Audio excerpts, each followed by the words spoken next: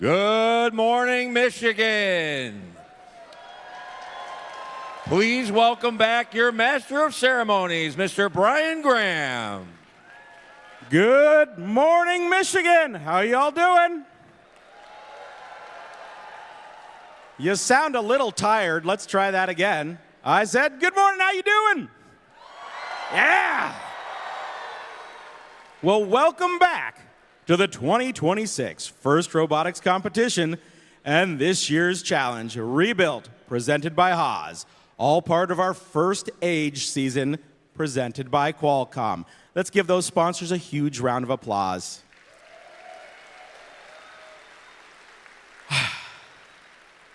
Day three, we've made our playoffs. Are you excited for the playoffs? Yeah? Now today is a celebration of our entire season. I know not everyone has made it to the playoffs, and that's okay. I'm just so proud of all of you for stepping up and taking on this challenge, learning how to build a robot, work on your teams, and all of that. So I know you're excited about winning awards, winning matches, but really, I want you to think back on this season and think how wonderful of an experience you've had. So did you all have a great year this year? Yeah? I am serious. I am extremely proud of all of you, and for all those folks at home as well. So just really proud. Hey, I wanted to thank some of our sponsors again this morning. So for the volunteer experience, let's give a big round of applause to Magna. And sponsoring our test area in the pits so you guys can work out changes to your robot and updates to your autonomous mode, GE Aerospace. Let's give them a huge round of applause as well. All right, I'm going to welcome back the divisions. We're going to start off, as usual, down there on the Aptiv Foundation. Good morning, Aptiv. It sounds like they're ready for today. I can't wait to see who comes out of the Aptiv division when it comes over here to the DTE Energy Foundation field later today. Back there in the corner, Hemlock Semiconductor division. Good morning.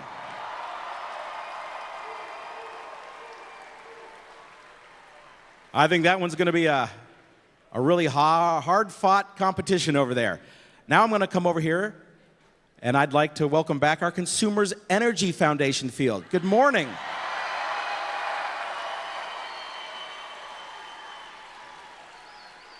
They definitely have energy. And of course, who are we? That's right, that's our DTE Energy Foundation field. Good morning.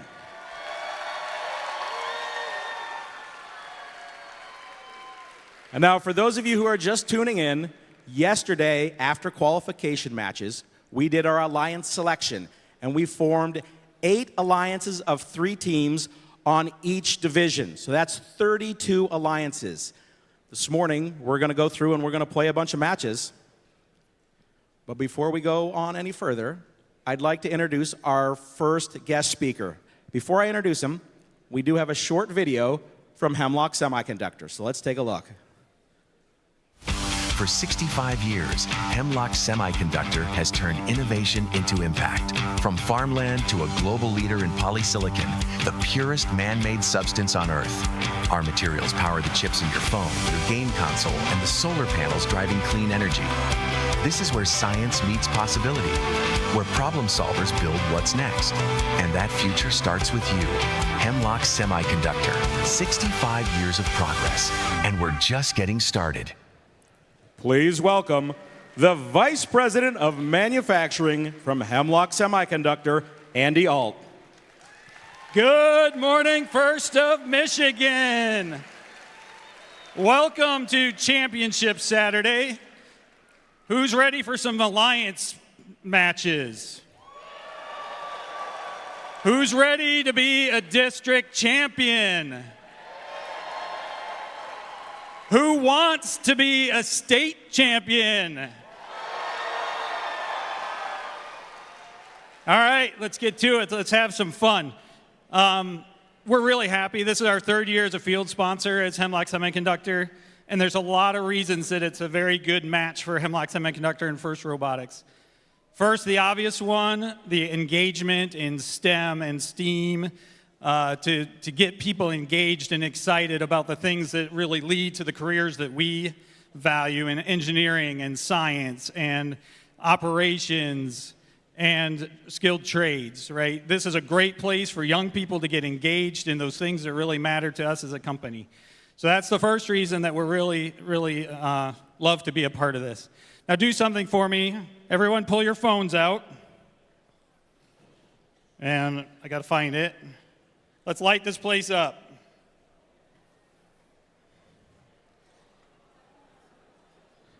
All right, I want you to think back 65 years from now.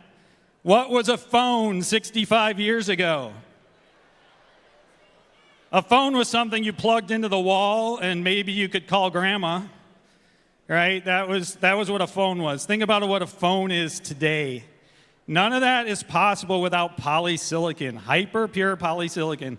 And that's what we do at Hemlock Semiconductor. We make the hyper pure polysilicon that is the foundation for all the semiconductor chips that are in your phone, in your TV, in your refrigerator, in your car, and you know what? It's driving all your robots.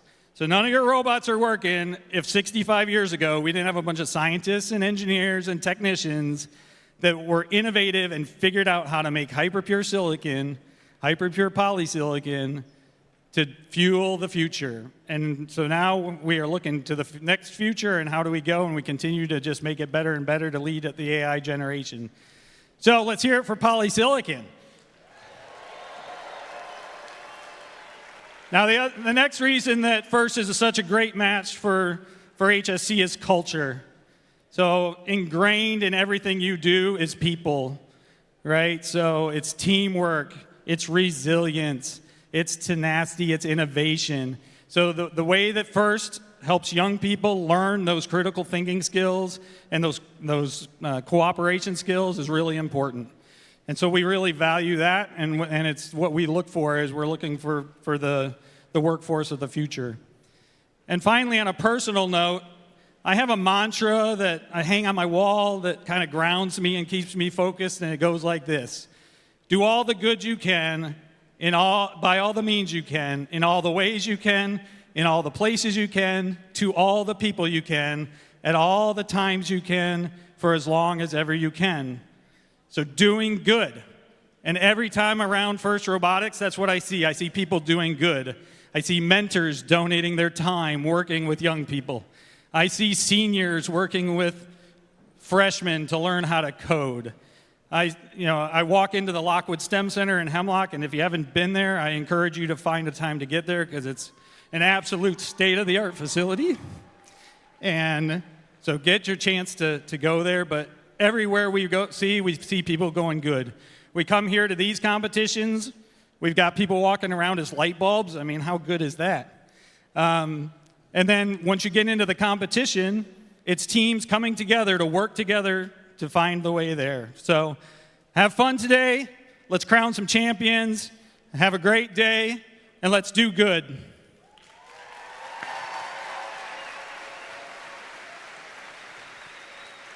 All right.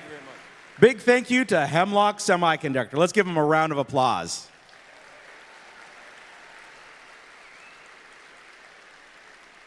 We'd now like to show you a short video from our next guest speaker from GE Aerospace. For most of us, imagination in flight begins with a sheet of paper, a couple folds, and a simple throw. But for some, the exhilaration and wonder behind flight never fades.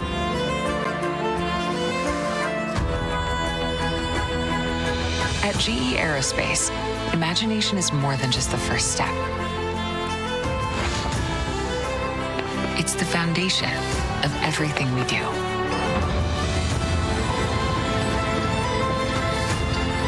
And how each generation turns what-ifs into what's next. Because when the right idea catches the wind, there's no limit to how far we could go.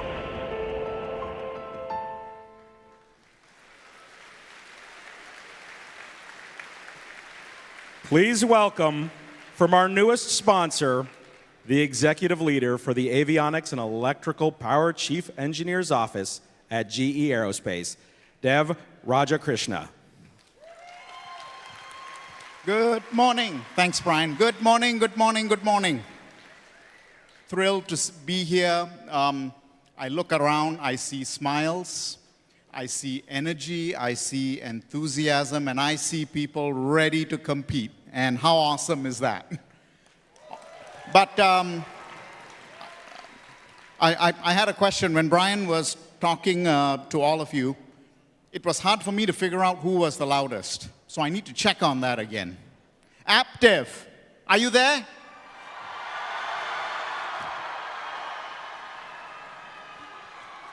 I think they're there.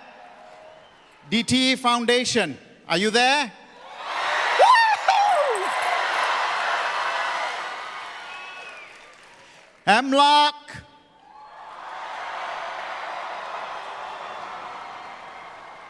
And consumers.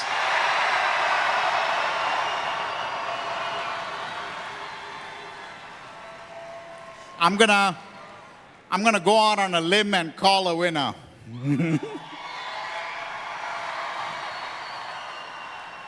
Folks, GE Aerospace is thrilled to be a sponsor here. Our purpose is to invent the future of flight, lift people up and bring them home safely. And that's a responsibility we take very, very seriously. At any point in time, about 1 million of you are flying on aircraft that are powered by GE Aerospace engines.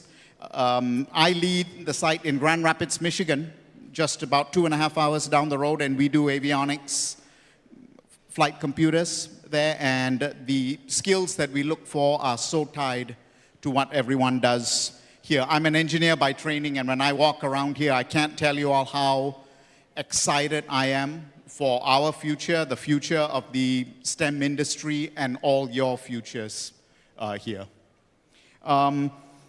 We spend a lot of money. We invested $30 million in workforce skills initiatives tied completely to STEM here.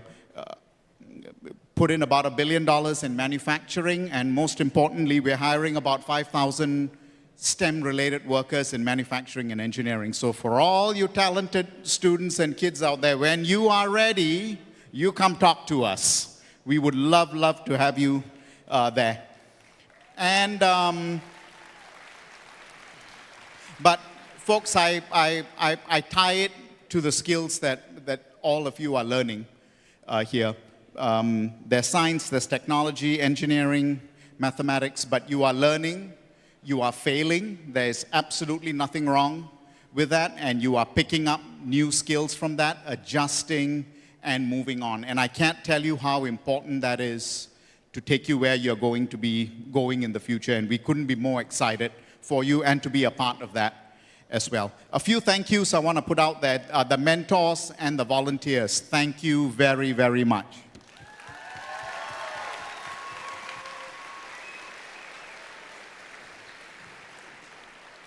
And personally, I want to thank the parents and the families who are here. You go out a lot on a limb. You sacrifice things to allow the talented kids and students here to be in this setting and be in this environment. And thank you for fostering that.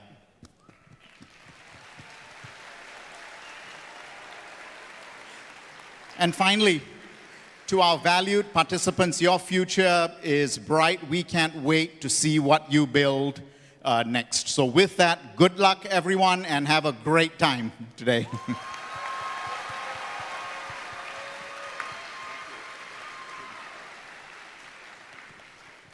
Oh, thank you, and thanks for joining us, GE Aerospace. Let's give them a huge round of applause. Thank you.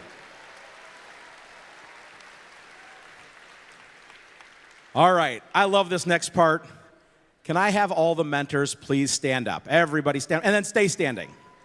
For those of you who are down here, the Woody Flower nominees, raise your hands and keep your hands up in the air. There you go. Now, you all know what's going to happen.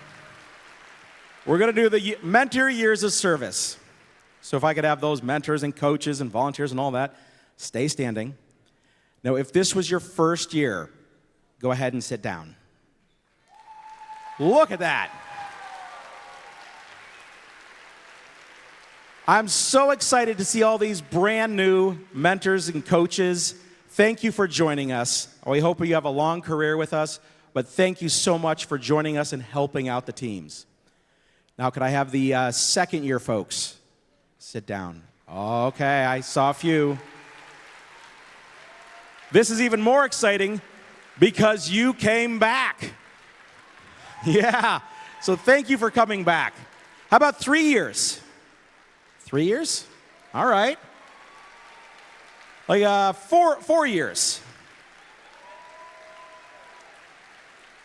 How about let's do a range, 5 to 7 years. 5 to 7 years. Go ahead and sit down. Fantastic. How about 8 to 10 years? 8 to 10 years. Oh. 10 years is a decade. That's impressive. 11 to 13. 11 to 13. All right, we've got a... All right, we're gonna speed this up. 14. 15. 16.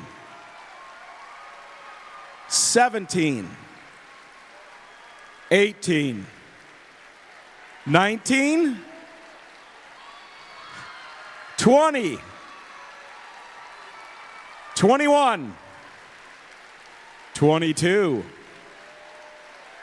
23. 24.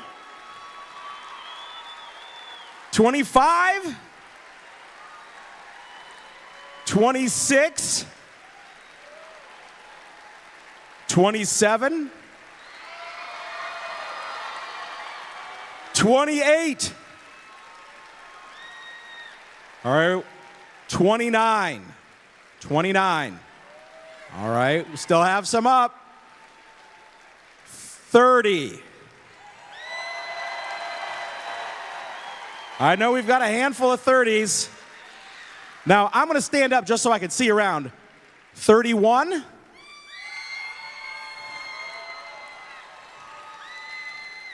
Now, I think that's where we top out. Do we have any 32? Nobody? I didn't think we had any 32. 31 years. 31 years. That is amazing.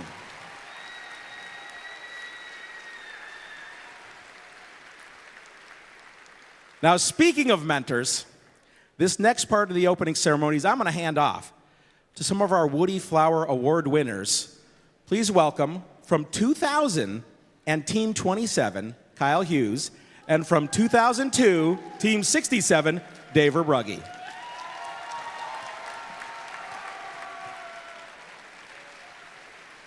Well, thank you, Brian. And now I'd like to invite to the field previous Woody Flowers Finalist Award recipients. If you would join Kyle and myself here on the field, previous Woody Flowers Finalist Award recipients, if you would come right up with Kyle and myself, and either gate, come on in and help us welcome. And now everyone, help us welcome this year's Woody Flowers Award nominees. Come on, everybody out here. All of the nominees onto the field. Come on out, move. All the gates are open. Make your way onto the field.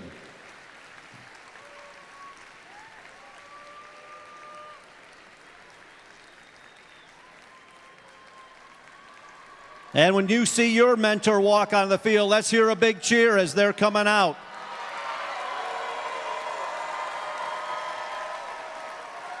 Let's hear it from Aptiv and Hemlock and Consumers and DTE.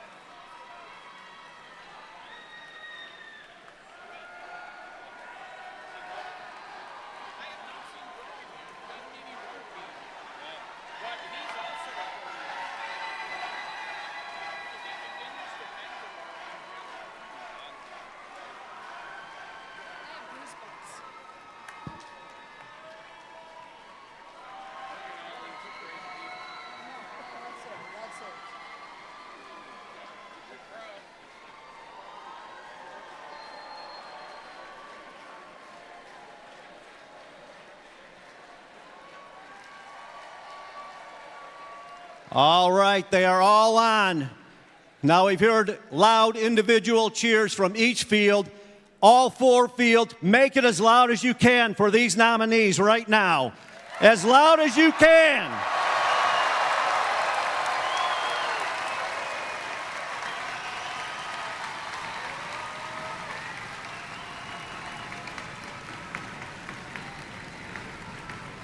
Congratulations on your nomination.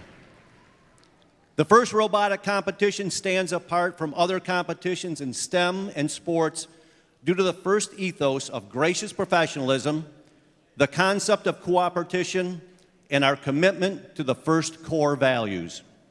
The guiding force behind these principles was Dr. Woody Flowers. In honor of Woody, the late Dr. William P. Murphy, Jr. founded the Woody Flowers Award in 1996. This award celebrates mentors who lead, inspire, and empower their teams with integrity and gracious professionalism, embodying the values of that Professor Woody Flowers championed. Nomination essays are written by students and judged by prior championship Woody Flowers recipients. The process of writing these essays helps them learn the value of effective communication by articulating their appreciation for their mentors and sharing evidence of how their mentors have led their team with their actions, words, and guidance. Woody believed societies get the best of what they celebrate. These nominations celebrate the most respected mentors who model the principles of FIRST. Today, 3 will be chosen for the Woody Flowers Finalist Award at our Michigan Championship. At the championship event in Houston, 1 mentor will be selected from renominated past finalists to receive the 2026 Championship Woody Flowers Award.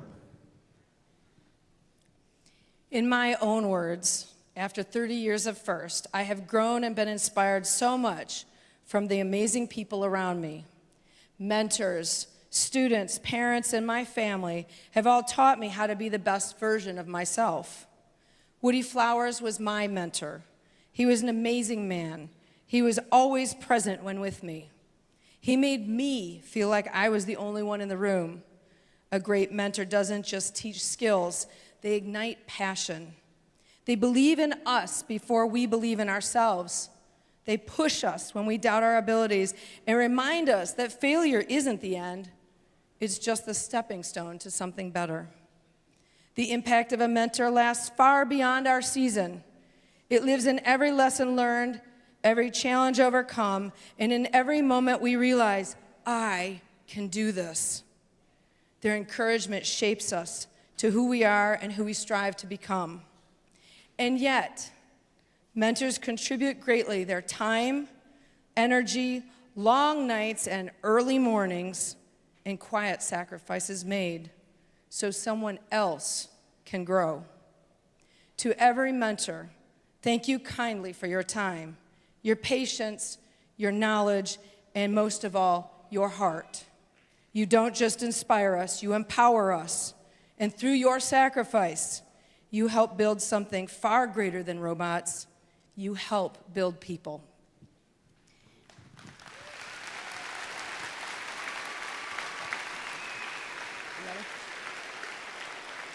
And now, on to the 3 Woody Flowers Finalist Awards for the Michigan State Championship. Thank you for your mentorship, and congratulations to all of you. This mentor, we have 3. So we're going to do the first one, then the second one, and then the third one. This mentor breaks down steps of any process which anyone can follow, even rookies holding a tool for the first time. Problems that once looked impossible are broken down into simple instructions that all students can understand. And when things aren't going well, this mentor has a unique ability to calm everyone down, reset, and come back stronger. Mistakes are turned into opportunities. Before we announce this winner, perhaps we all should do what is one of this mentor's famous phrases. All right, everyone, pause, breathe, one step at a time. Please join us in congratulating the Woody Flowers finalist, first award winner for 2026, first in Michigan State Championship, Woody Flowers Finalist Award, Julie Kosh from Team 217. Come on up.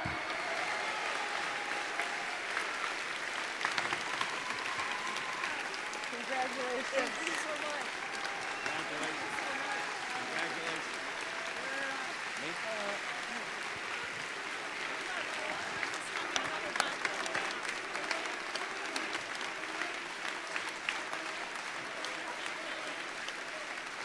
Maybe have her hold it so the camera can see it. I'll start the second one.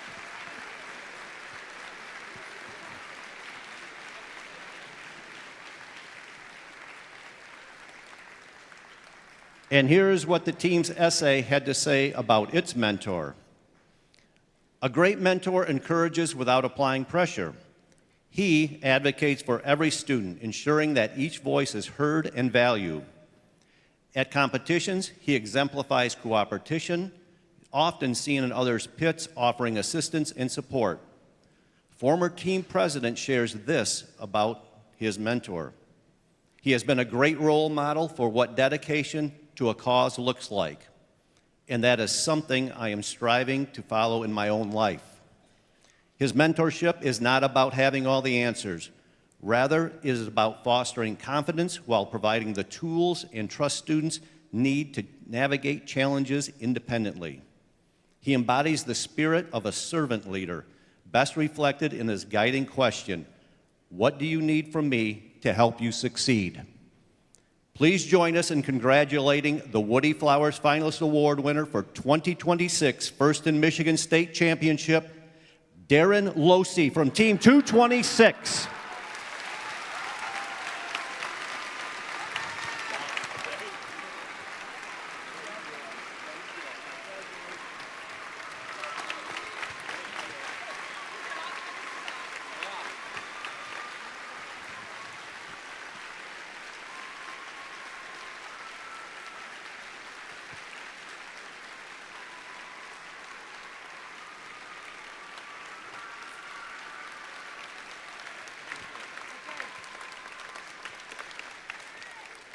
And Kyle, we have one more. Thank you, Dave. And lastly, here is what the team's essay had to say about this mentor. This mentor makes learning feel safe, meaningful, and motivating for all the students. They have the ability to connect, encourage, and inspire, all while leading us with a smile. There's a genuine belief in every student's potential. The character of this mentor exudes kindness, respect, and dedication. This mentor generously helps other teams in the community when needed, and particularly rookie teams needing assistance and expertise. In summary, this mentor is a team alumni and for the first ever student captain of his team, and now has returned as a mentor. He's participated in FIRST for 30 years. Please join us in congratulating the Woody Flowers Finalist Award winner, Jason Marcassino, Team 27.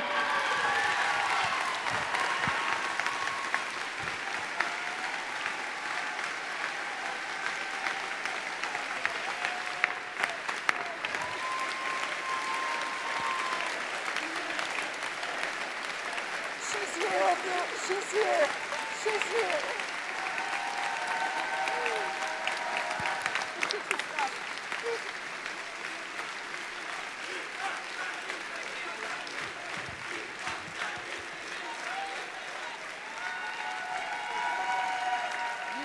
got it.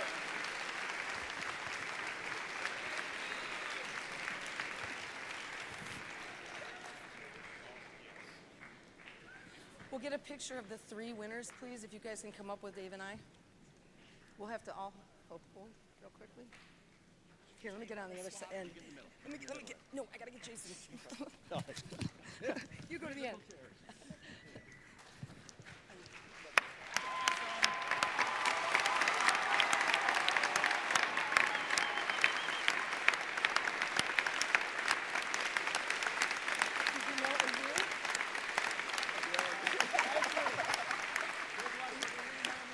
Thank you very much, mentors, and good luck in your competition this afternoon. One more up here, one more up here. One more up here, one more picture up here. Here, let's put that down right behind you. There's pins inside the box. Okay. I don't know where David, I'll hold it. Okay.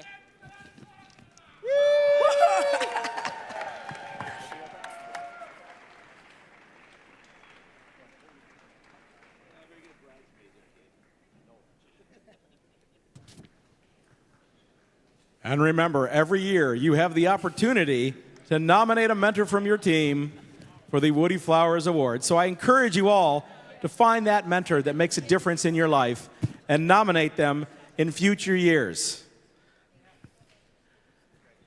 Thank you all. If disappears, let me know. I've got extras. Congratulations.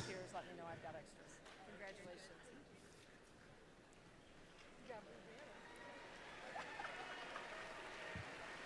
All right, I gotta go get ready.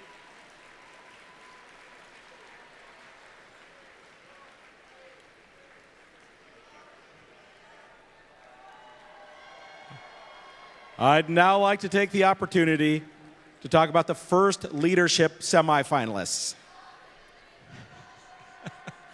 Now, as you know, the Woody Flower Award is nominated by the students on the teams. For the first leadership award, the mentors on the teams nominate students for this particular award. Now, we have a series of students that were nominated and interviewed at their districts, and they've moved on here to the state championship, and they are the semifinalists. So we're going to find out who the judges picked to move on to the next level, but we would like to take just a moment to recognize the students who were interviewed here at the state championship. So we're going to start off. Team 4237, Niati P. From Team 27, Sawyer B. 4422, Emily L. From 201, Casper S. From Team 548, Varun G. 5577, Katya C. From 3536, Finnegan E. From 1506, John T. 1189, Gus S. From 245, Arya Y. From 2405, McKenna B. From 3767, Cole H. From 503, Vishrab M. From Team 9312, Saya S. 6121, Tanner P. From 6753, Julia F. From 1502, Tyler W. 3655, Leo R. From 3604, Samantha M. 2851, Brett D. From 3414, Charles G. 247, Soph R. 3770, Brooke R. 3618, Ariana M. And finally, Team 4967, Caden N. Congratulations to all those students, and we'll find out who's moving on later today. Now today, as I kind of alluded to, is the day we're going to hear from our judges. So we've got a list of all the judges here at the competition we're going to put up on the board. But I'd just like to thank all the judges for their hard work this week. Uh-oh. Judges, what are you doing? They're coming out to the field. Not bad. Not bad. They didn't do too bad, did they? Let's give the judges a huge round of applause. I'd say that wasn't too bad. Remember, folks, I'd love for you to stick around during our playoffs to find out what the judges are handing out later today. Let's give the judges another huge round of applause for all their hard work this weekend.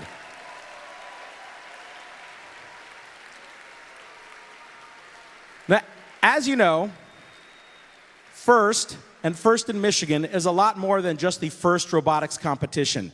In fact, we've got districts all over the state with all 4 programs. So we're going to take a look at a video, and it's going to show all the districts that have all the levels of first. And if you see your district, I want you to cheer real loud, go crazy, so we know that your district has all the programs. Let's take a look.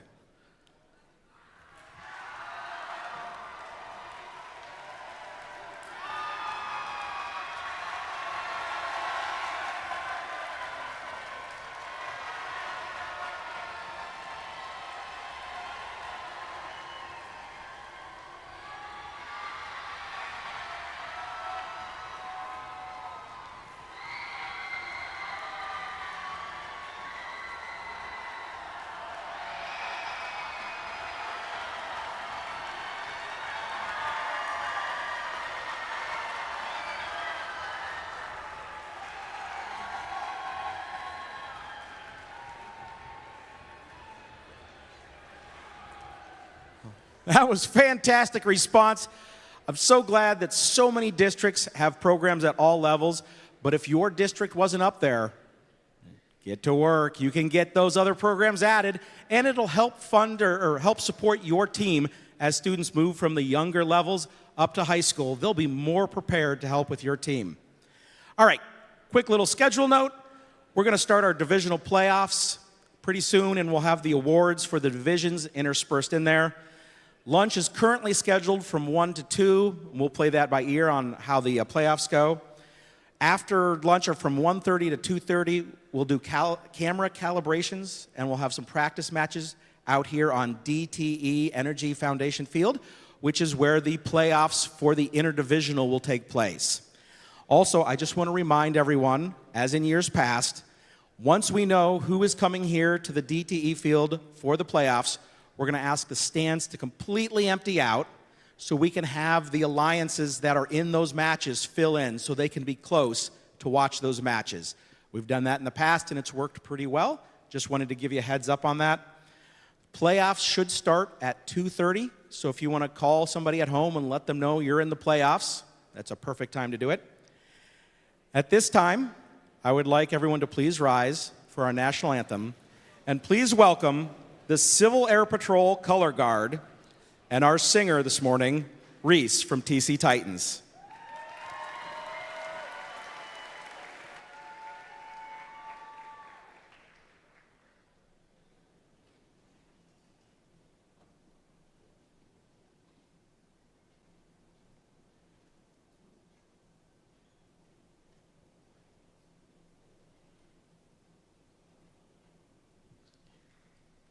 Oh, say, can you see by the dawn's early light what so proudly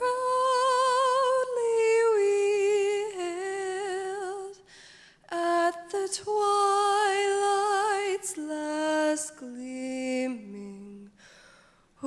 whose broad stripes and bright stars through the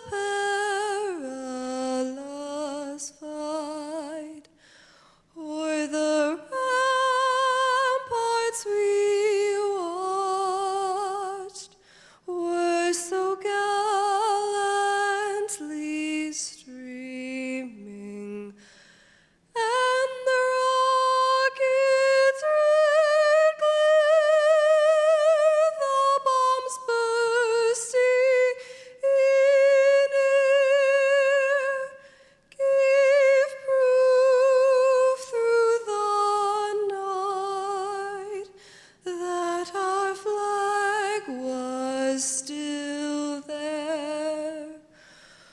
Oh, say does that star-spangled banner yet wave o'er the land of the free and the home of the brave?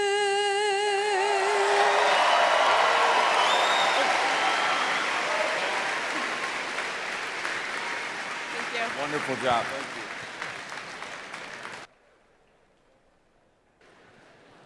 And with that, we're getting ready to start our playoffs.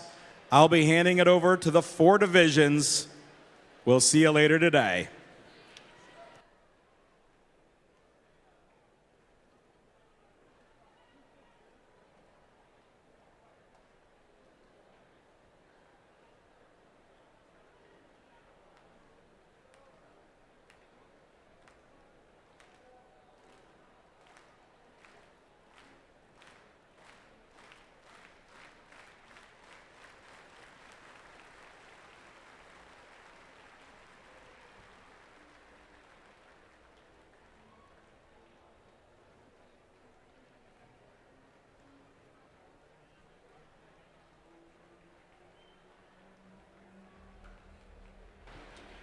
Aptiv Foundation Field, who's ready for your playoffs?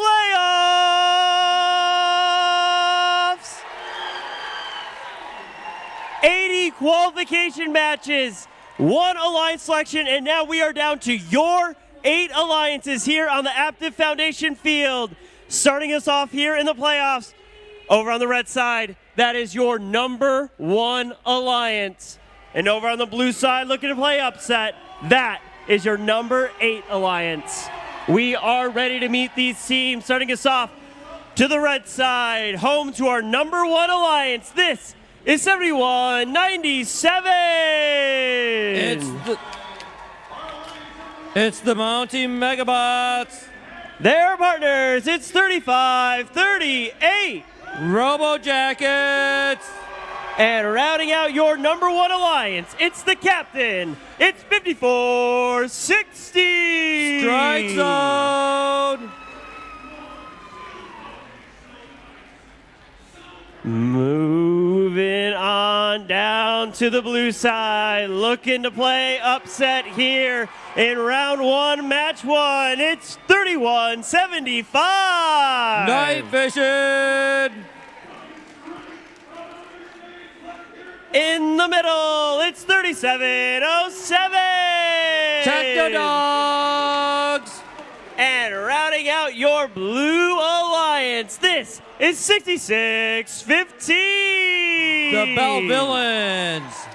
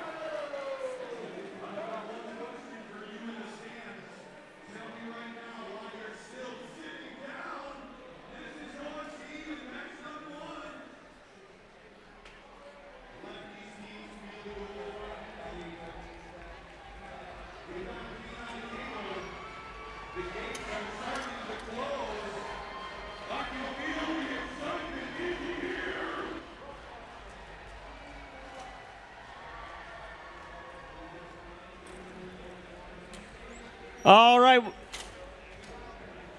We're getting the gates closed. Robots connected. Before we start this match, we're going to do our Aptiv cheer. So who's active? Who's active?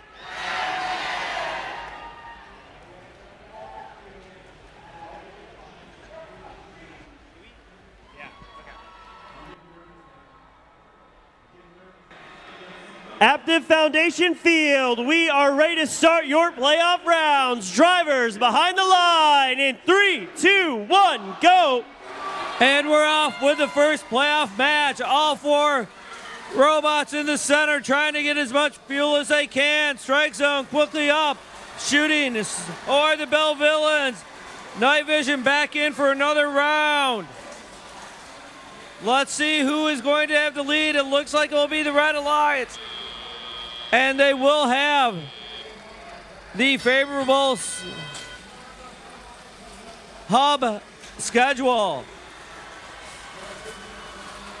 Blue Alliance, the Techno Dogs are ready, and they shoot into their hub. Coming over with a full hopper is Night Vision, and they go, and very good accuracy by them.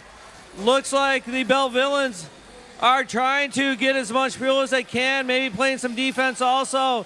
They've got 8 seconds left. Red Alliance trying to fill their side up with as much fuel for their first go, and some defense being played by the Mountie Megabots. And now over here, the Techno Dogs hit strike zone, trying to knock them out so that they can't get their fuel. Let's see if they can do that, how effective they are. They were for a bit, but you can't stop this high-powered #1 Alliance right now.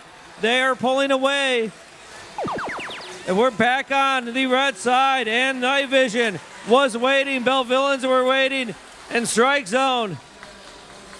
I'm sorry, Techno Dogs are getting ready to shoot again, but they have the Mountie Megabots trying to play some defense on them. Some good defense by the Mountie Megabytes, keeping Night Vision out, but now they are beached on the bump. Strike Zone is ready to hit. And they do. There goes the Robo Jackets from the corner. That beautiful turret just going and shooting. Wallet from anywhere on that side, not slowing down to line up. Some good defense being played over here on Strike Zone by the Techno Dogs. And we have 30 seconds left. Both hubs are active. It is a sizable lead for the #1 Alliance. But maybe something will happen to change the luck of the #8 Alliance. Looks like Night Vision, there they go. They're able to shoot. We've got 10 seconds left in this match now, and it is raining down fuel on the Red Alliance side. There was some defense being played on Strike Zone by the Techno Dogs. And we are done with match #1 on the Aptiv Foundation field.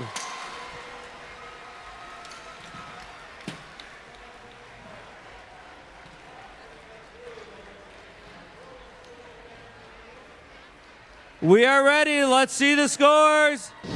It is a win for the Red Alliance.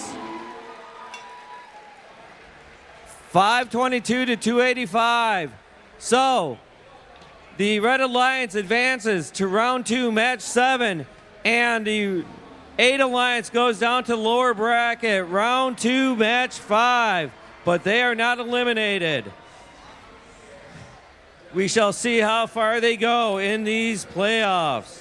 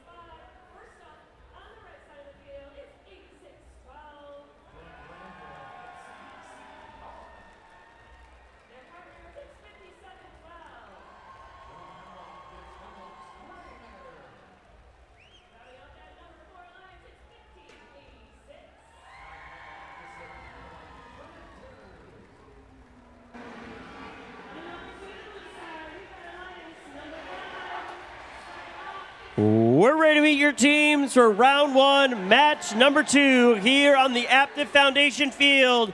Over on the red side, that features your number 4 alliance.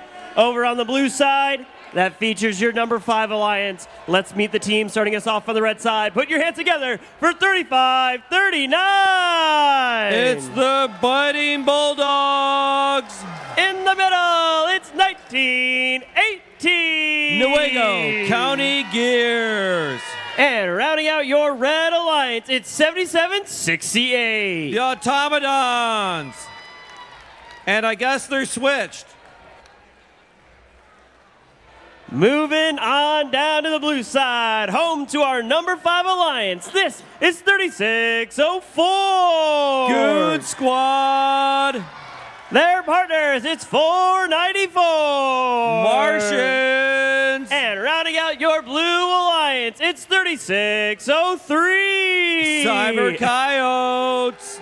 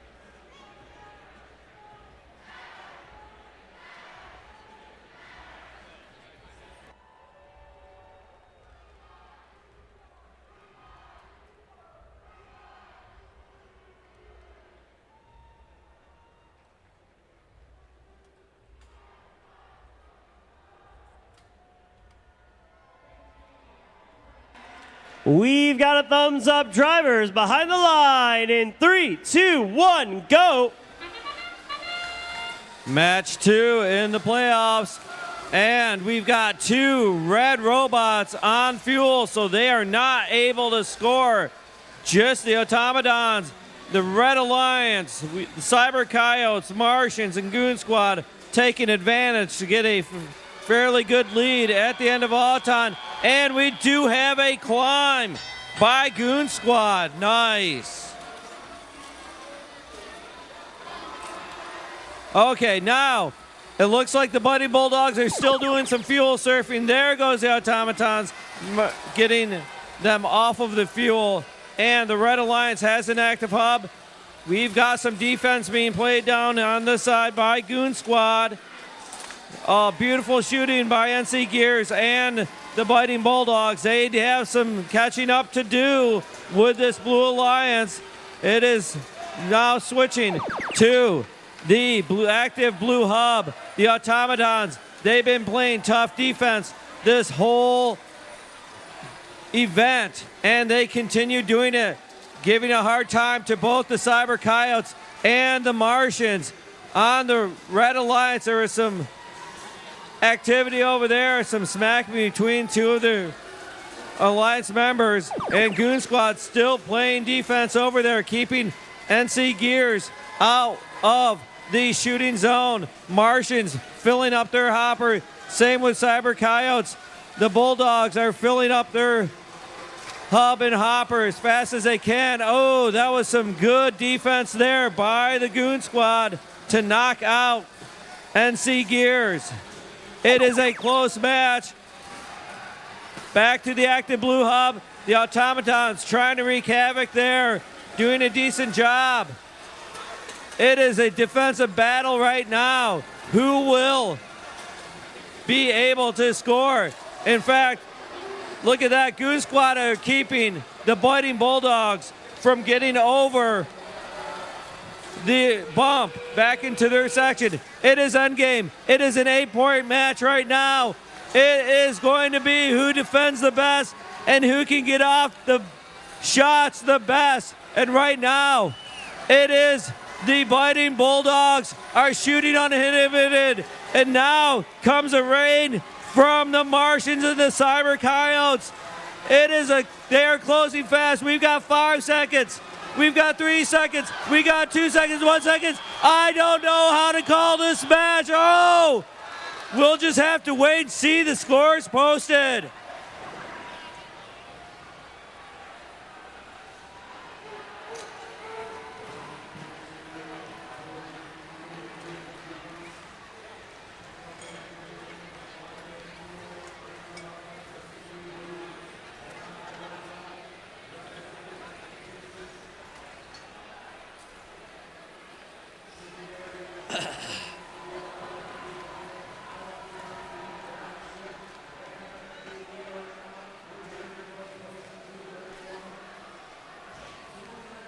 Okay, we are ready. It's a win for the Blue Alliance. Oh, they had a flurry at the end, a 6-point match.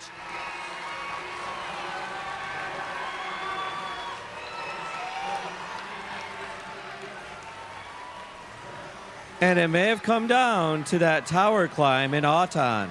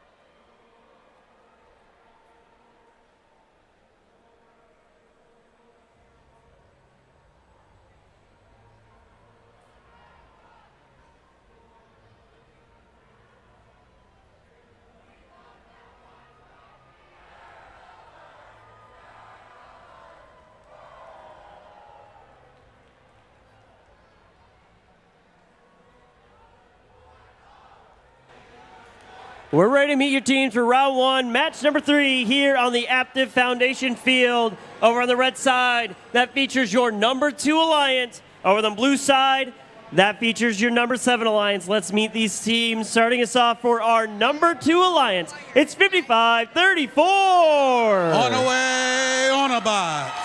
In the middle, it's 503. Front 4. And rounding out your number 2 alliance, it's 42-37. Team Lancebot. Moving on down to the blue side. Starting us off, it's 1188. The Ravens. The captain, 2619. The Charge. And rounding out your blue alliance, it's 5166. Fabricators.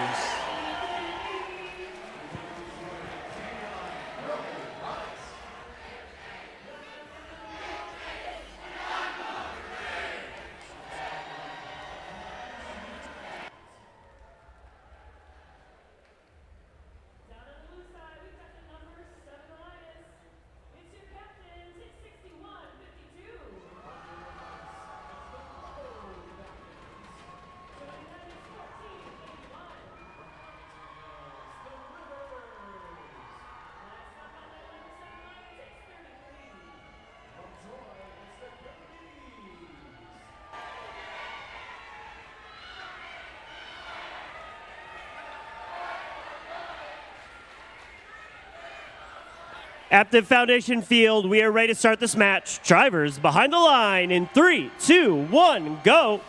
Upper bracket round 1, match 3 here on the Aptiv Foundation Field. Have a lot of action in time of this period. Ravens Fabricators scoring for the Blue Alliance, but Team Lancebot and On the Way Autobots scoring for the Red Alliance. Frog Force stuck in the far corner over there in the trench. Let's see who's going to win this autonomous period. Red Alliance pulling ahead out of the autonomous period. 10-second transition shift. Little defense right here. Fabricators sweeping to their zone as Team Lancebot scoring for the Red Alliance. Little defense by the Ravens here. Blue Alliance hub is now activated. Fabricators shooting and scoring for the Blue Alliance. Little defense down here by On the Way Autobots against the Ravens. However, the Ravens putting up some shots and scoring. We got 1 minute and 50 seconds remaining in this match. Team Lancebot and the Frog Force have robots full of fuel. As they go over the hump, they're lining up. Team Lancebot scoring, Frog Force scoring for the Red Alliance. Little defense down here by the Charge and the Ravens. Fabricators shooting back down in their zone. However, the Red Alliance still scoring. Team Lancebot scoring with the defense by the Charge. Not affecting them. A little mix up here in the central zone, middle zone. Fabricators continue to sweep back in their zone. We got 2 seconds remaining. Now Blue Alliance, their hub is now activated. We got a little defense here by On the Way Autobots against the Fabricators, but they shoot and score. Ravens being hounded a little bit. Autobots, they're down here playing defense, slowing down this Blue Alliance as the Red Alliance continues to sweep. Woo, big hit here on the side of the field. Frog Force back in the corner, wedge, shooting and scoring for the Red Alliance, joined by Team Lancebot. Red Alliance running up the score, 45 seconds remaining in this match. A lot of defense action down here on the Red Alliance. Frog Force continues to score, Team Lancebot scoring. 3 Blue Alliances, robots down here in the Red Alliance. 30 seconds remaining, both hubs activated. Lancebot still scoring from the trench. Ravens down here in the corner trying to make up the gap. They're shooting and scoring. On the way, Autobots down here in the Blue Alliance harassing both robots down here. We got 15 seconds remaining. 10 seconds remaining in this match. Team Lancebots continue to score. Can the Red Alliance break 400? With 5, 4, 3, 2, 1. And that's upper bracket round 1, match 3.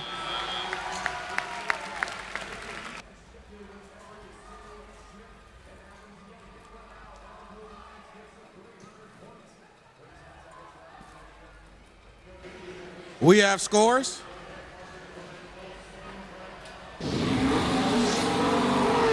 Red Alliance wins 412 to 202. Red Alliance will advance to round 2, upper bracket match 8. Alliance 7 will go down to the lower bracket, round 2, match 6.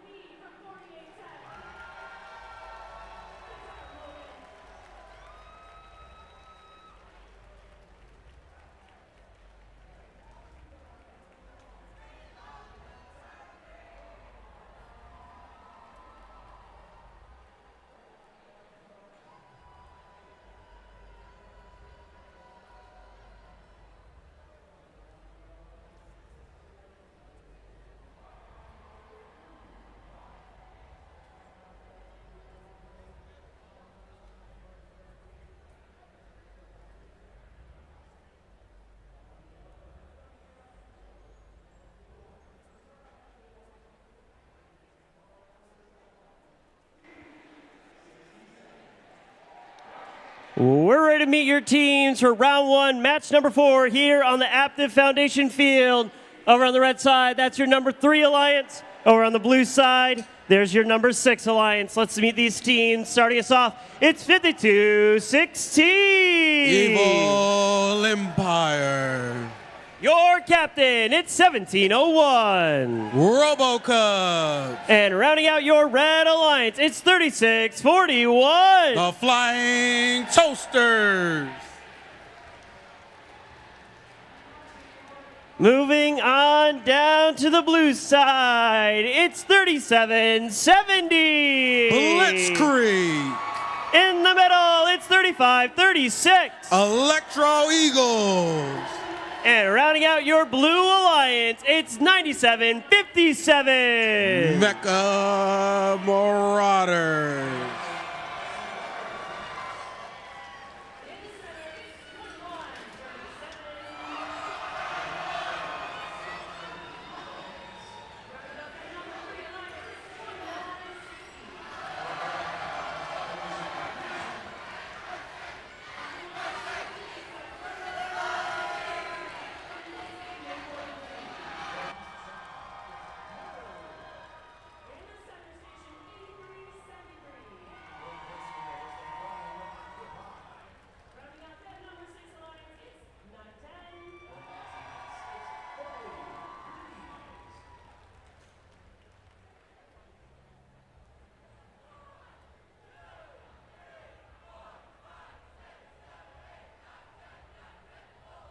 We've got a thumbs up. Drivers behind the line in 3, 2, 1, go.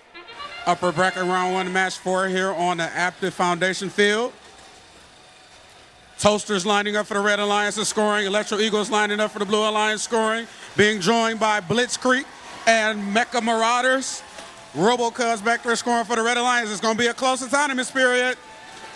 And Red Alliance prevails out of autonomous period. 10-second transition shift. RoboCub scoring, Evil Empire joining them. We have a meeting here in the neutral zone, a lot of fuel. Toasters hopping the bump, shooting, scoring some for the Red Alliance. Blue Alliance on offense. We have some scoring here by Blitzkrieg. Electro Eagles coming into the zone, lining up with the double turret shooter. And scoring for the Blue Alliance as the Toasters sweep into their zone. We got more scoring by both Mecha Marauders and the Blitzkrieg for the Blue Alliance. They are ahead right now after their shift.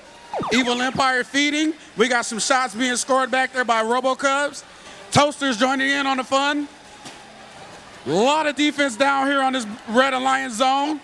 We got 3 robots from the Blue Alliance down here. They are distracting and disturbing the scoring by the Red Alliance. Whoa, this field is taking a beating. Now Blue Alliance, Blitzkrieg ready to go, firing up, scoring. Mecha Marauders scoring for the Blue Alliance. This Blue Alliance is not backing down. A big hit here in the middle between the Toasters and the Electro Eagles. 1701, RoboCubs out of Jesuit in Detroit is feeding their zone. Somebody lost something off their robot here on the Red Alliance trench. It's a close match. RoboCubs putting up shots. There's some defense down here. However, the Toasters are scoring for the Red Alliance. Blue Alliance is all out on defense down here. Meanwhile, the Mecha Marauders are just sweeping into their zone. A little over 30 seconds remaining in this match. Red Alliance continues to score. 30 seconds remaining. Both hubs are now active. We got scoring by the Mecha Marauders. Here comes Blitzkrieg. They're lining up. They're shooting. They're scoring for the Blue Alliance. RoboCubs down here for the Red Alliance. It's a close match. 15 seconds remaining. Evil Empire putting some in for the Red Alliance. We got 10 seconds remaining in this match. Scoring on both sides with 5, 4, 3 seconds, 2, 1. And that's upper bracket round 1, match 4 here on the Aptiv Foundation field.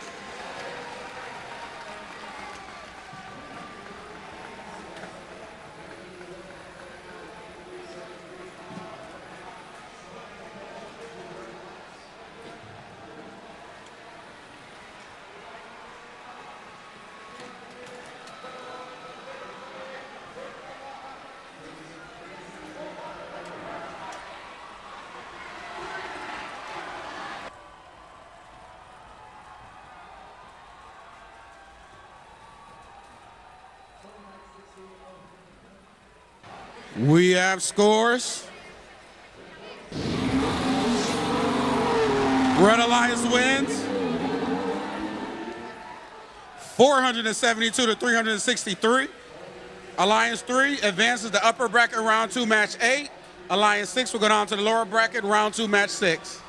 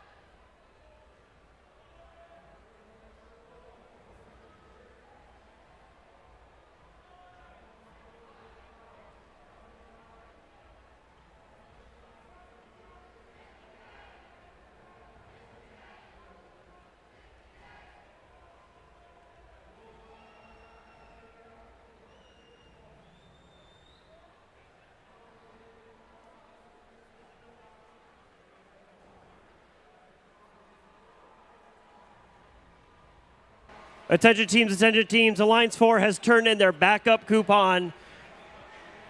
1:15:03 will be coming in for the number 4 Alliance. Once again, the number 4 Alliance has turned in their backup coupon. Team 1:15:03 has been called up and will be playing for Alliance number 4. We will be taking a quick break while we let the teams, load on the field.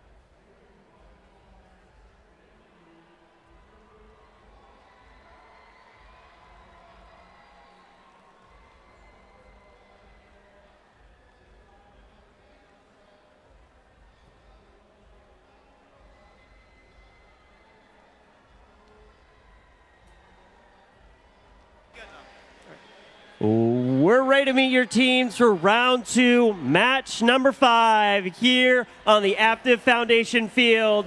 Over the red side, that features your number 8 alliance. Over the blue side, that's your number 4 alliance. There is a new team in this match, and we're going to meet them later. So starting us off on the red side, put your hands together for 3175. It's night vision. In the middle, it's 3707. And the Techno Dogs. And rounding out your red alliance, it's 6615. The Bell Villains. Moving on down to the blue side. Put your hands together for one of our rookies. It's 11503. Talents. In the middle, it's 1918. Newaygo County Gears. And rounding out your blue alliance, it's 3539. The Fighting Bulldogs.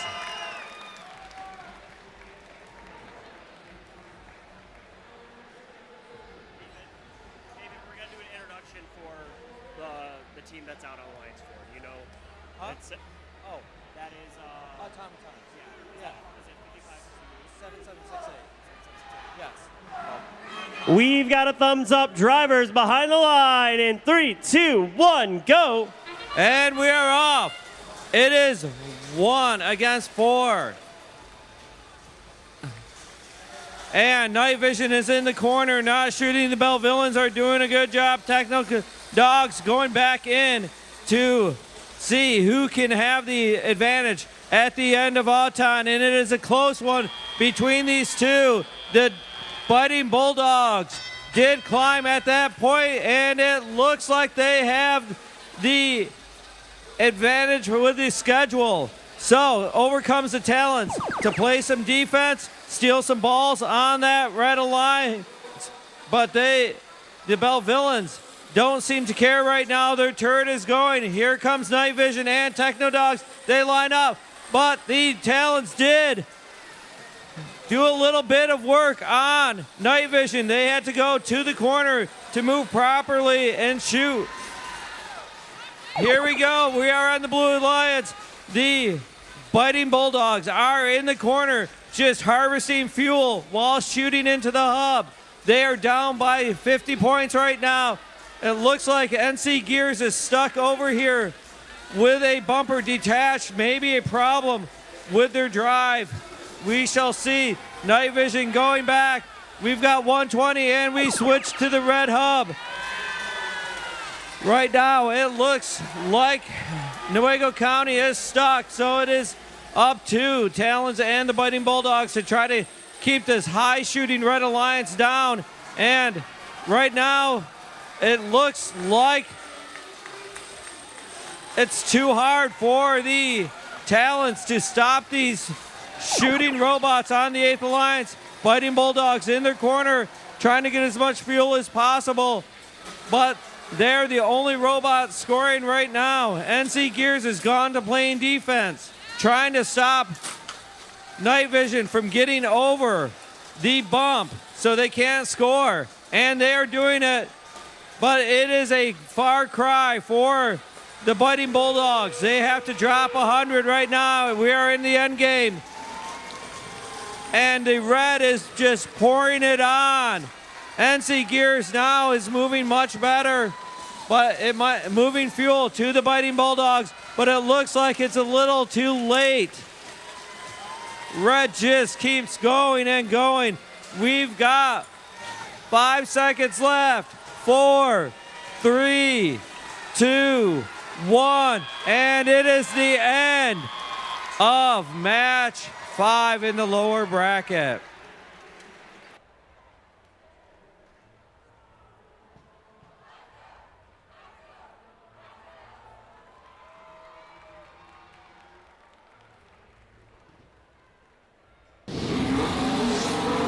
It's a win for the Red Alliance.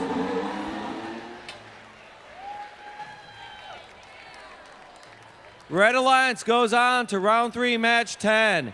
The Blue Alliance is eliminated, but let's give it up for the Blue Alliance. 11-503, the Talons. 7768, the Automatons. 3539, the Biting Bulldogs. And 1918, the Alliance Captain, Nuevo County Gears.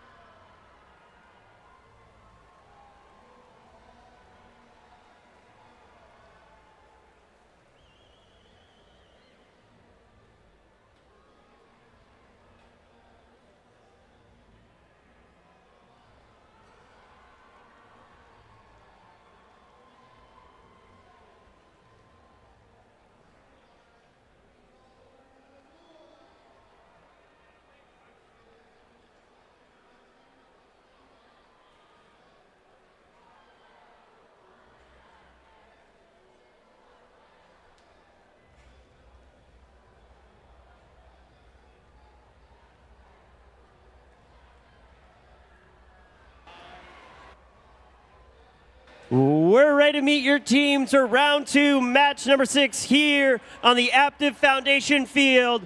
We're back in the lower bracket.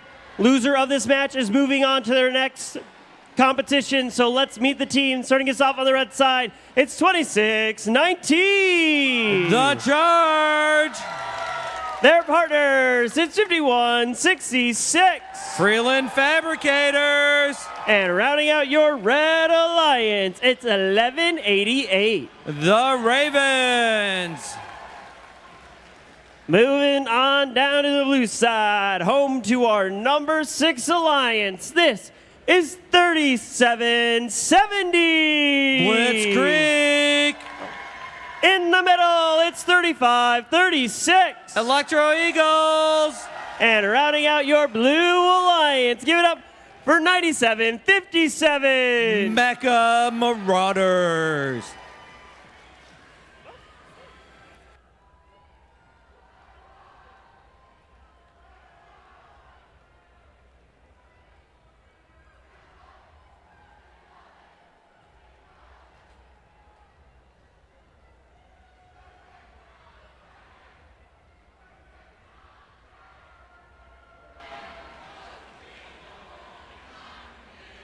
Aptiv Foundation field. We've got a thumbs up. Drivers behind the line in 3, 2, 1, go. Here we are in match 6. The Fabricators shooting fuel over into their side. And on this side, Gemini for the Electro Eagles is trying to shoot, but it seems like something might be jammed. But Blitzkrieg and the Mecha Marauders did their job. Right now, though, it is a lead for the Red Alliance. See what they get in the transition zone. But they look like they're just shooting fuel on the Red Alliance to their side. Blitzkrieg getting fuel for their side, and Mecha Marauders just emptied a hopper in and trying to get more. There goes Blitzkrieg. Gemini for the Electro Eagles is shooting fuel over into the Blue Alliance, and now they dumped a bit more in, but we have some tough defense being played by the Ravens.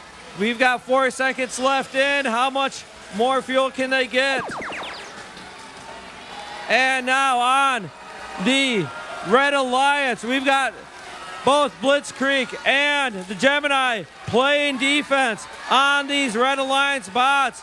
The Fabricators are somewhat protected back by the tower, and they are not bothered. But the Electro Eagles are hammering the Ravens. Blue Alliance is active, 26-19. The Charge is trying to stop them from scoring. Mecha Marauders is able to shoot without being hit, and now they are. But in this side, Blitzkrieg is being hammered by the Ravens. It is a defensive battle right now. Back on the red side, the Fabricators are able to shoot with unimpeded, but the Electro Eagles are still trying to stop the Ravens from scoring. It is a tied match, and now we've got 40 seconds left, about 20-point lead for the Red Alliance. Blue Alliance can score quickly, and we now have the active hub. It is a 50-point lead.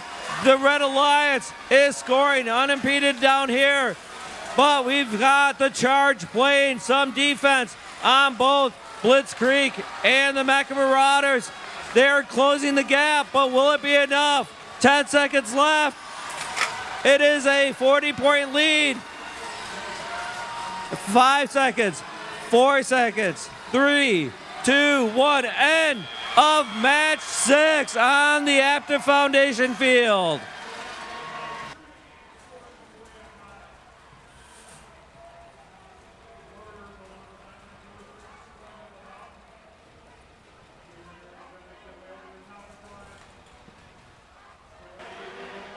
Okay, we've got scores. It's a win for the Red Alliance. 239-221. Alliance 7 moves on to round 3, match 9. Alliance 6 is eliminated, but let's give it up for 37-70 Blitzkrieg, 35-36 the Electro Eagles, and the team captain 97-57 the Mecha Marauders.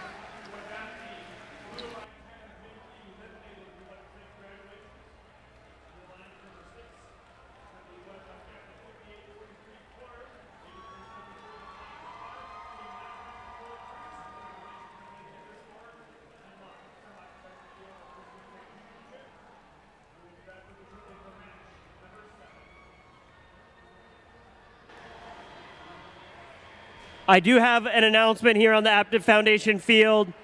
There's a gap between the two stands. That area we need to keep clear by orders of the fire marshal. Unless you're disabled and using that as a handicap area, we need to make sure that area is cleared. So, yeah, we like safety here.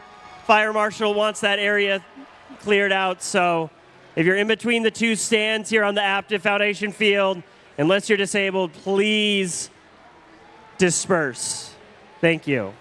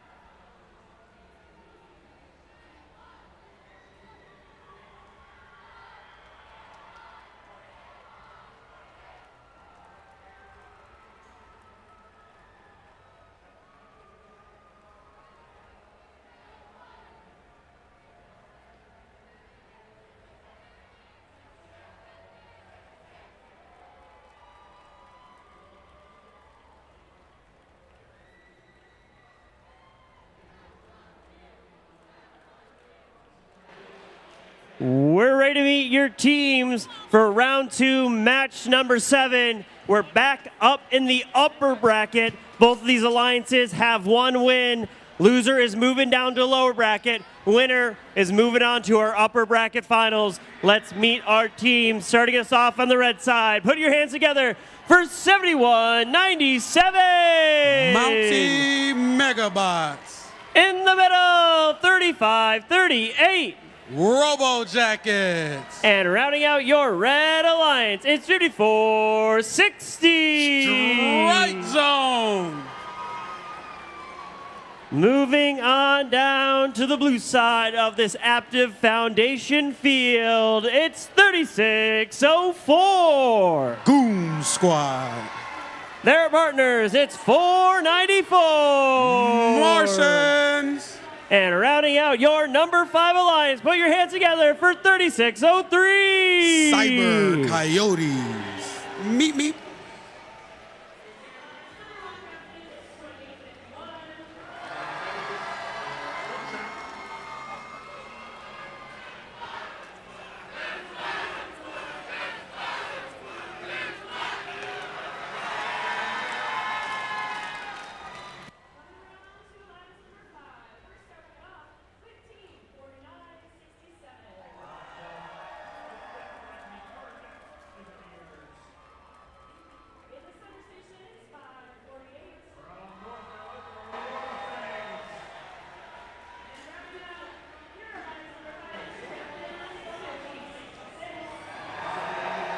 We've got a thumbs up. Drivers behind the line in 3, 2, 1, go.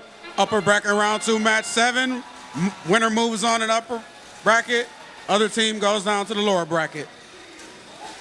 A lot of scoring here by Strike Zone. Robo Jackets lining up. Shooting for the Red Alliance. Goon Squad, 494. Marches out of good wrench, scoring for the Blue Alliance. Red Alliance is going to take this autonomous period up by a wide margin. Transition shift begins now. Strike Zone continues to score for the Red Alliance, joined by Robo Jackets in the area as the Blue Alliance continues to sweep. Got a little defense here by Goon Squad, denying Strike Zone to come out there on the Alliance Zone. Great lateral defense by Goon Squad, but Strike Zone gets free. We have some shots in over here by 7197. They're playing a little defense on this Blue Alliance, backing the Martians back up. Robo Jackets as they sweep into their zone. Goon Squad down here in the Red Alliance area trying to cause havoc. Slow the scoring down. Red Alliance hub is now activated. Robo Jackets are scoring for the Red Alliance. Goon Squad is denying but stuck on the bump. They tried to deny Strike Zone but got stuck on the bump. Their partners Martian freed them. Red Alliance barrage of fuel in that hub. 1 minute and 30 seconds remaining in this match. A lot of scoring going on down here on the Red Alliance. Goon Squad trying to play defense, trying to deny Strike Zone. They do. Strike Zone goes across the field. Now the Blue Alliance hub. Martians are scoring. 2004 World Champion Martians scoring for the Blue Alliance. Little defense by Mountie McFly here. Down here on 3603, Cyber Coyotes. 494 still scoring for the Blue Alliance. Goon Squad's one job is to deny and cause havoc in this Red Alliance, and they're doing. Red Alliance back. Robo Jacket scoring. Strike Zone being harassed by Goon Squad, being joined by Cyber Coyotes. Defense is being played down here. Red Alliance finally breaks free. Strike Zone with a score. Robo Jackets with a score.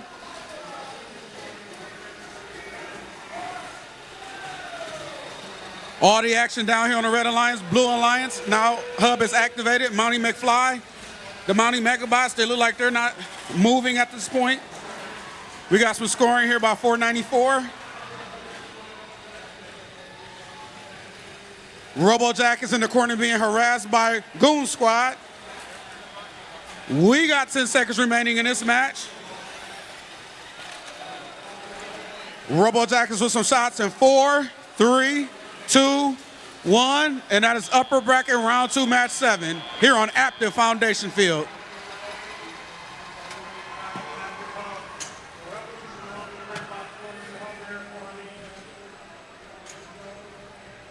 We have the scores.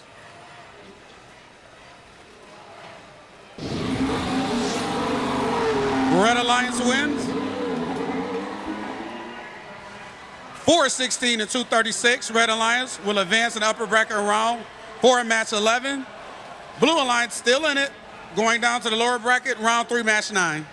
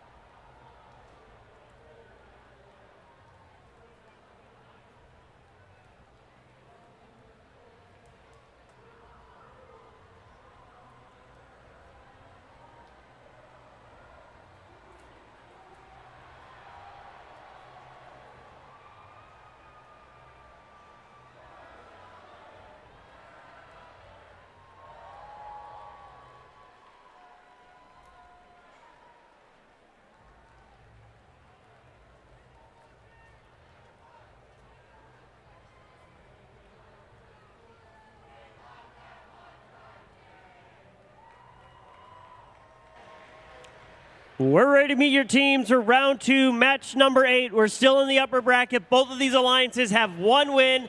Losers moving down the lower bracket, while the winner is going up to the upper bracket finals. So let's meet our teams. Put your hands together for 55-34. On the way, Autobots.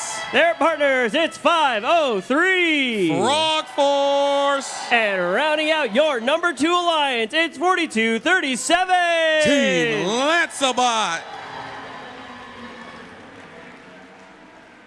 Moving on down to the blue side, it's 52-16. Evil Empire. The captain, it's 1701. Robocubs. And rounding out your number 3 alliance, give it up for 36-41. The Flying Toasters.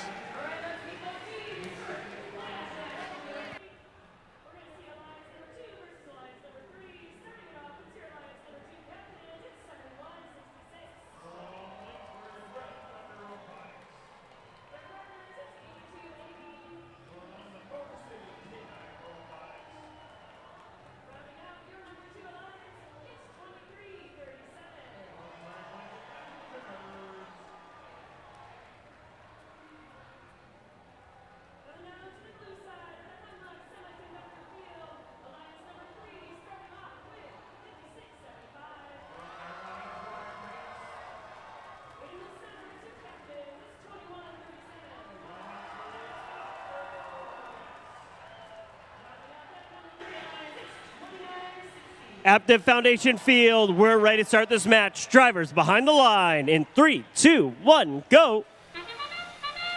Upper bracket round 2, match 8 here. Winner moves on to the upper bracket. Other team goes down to the lower bracket. It is an autonomous firepower show here. Let's see who's going to prevail victorious. It's really close, really close, really close. Blue Alliance is going to advance out of autonomous periods by 10. Transition shift, both teams' hubs are activated to score. Evil Empire is scoring for the Blue Alliance. We have the Frog Force scoring for the Red Alliance along with Team Lancelot. Red Alliance hub is now activated. Frog Force getting into that corner, lining up, shooting, and scoring for the Red Alliance. Being joined by Team Lancebot, scoring for the Red Alliance. On the way, Onobots. They're down here playing defense on this Blue Alliance as the Toasters are scoring for the Blue Alliance. Onobots and Team Lancebots are double teaming here Robocubs, but they're free. They're shooting and they're scoring. Team Lancebots sweeping into their zone. Toasters with a robot full of fuel and they're scoring for the Blue Alliance. Tough defense down here being played by Onobots to Robocubs, but we're now back on the Red Alliance. Team Lancelot scoring. Frog Force scoring for the Red Alliance. Evil Empire trying to play a little defense down here to deny, and they do. However, Team Lancebot scoring for the Red Alliance. Frog Force sweeping. They're trying to steal some fuel to get back down to the Red Alliance. Team Lancebot scoring for the Red Alliance. Now we're to the Blue Alliance. We have 3 red robots in the Blue Alliance and no Blue Alliance robots, and now we do. We see the Toasters, RoboCub scoring. On the way, Onobots playing a little defense. Toasters going through the tower, collecting some fuel. Let's see if they can turn around and score it. They're being met by On the Way Onobots. We got 30 seconds remaining in this match. Red Alliance lighting up. Frog Force out of Novi Hall of Fame team scoring for the Red Alliance. Team Lancelot scoring for the Red Alliance. It's going to be close. 20 seconds remaining in this match. Toasters being denied by On the Way Onobots as the Red Alliance scoring. Wow, Blue Alliance have not put up shots yet. It's 10 seconds remaining in this match. Great defense being played down here on the Blue Alliance with 5 seconds. 4, 3, 2, 1, and that's upper bracket round 2, match 8.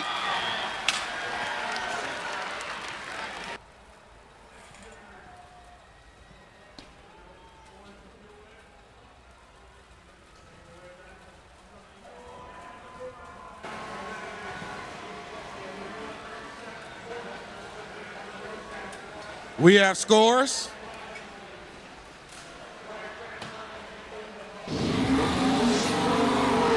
Red Alliance wins 417 to 409. Alliance 2 advanced upper bracket round 4, match 11. Alliance 3 will go down to the lower bracket, round 3, match 10. And that will conclude the matches in round 2.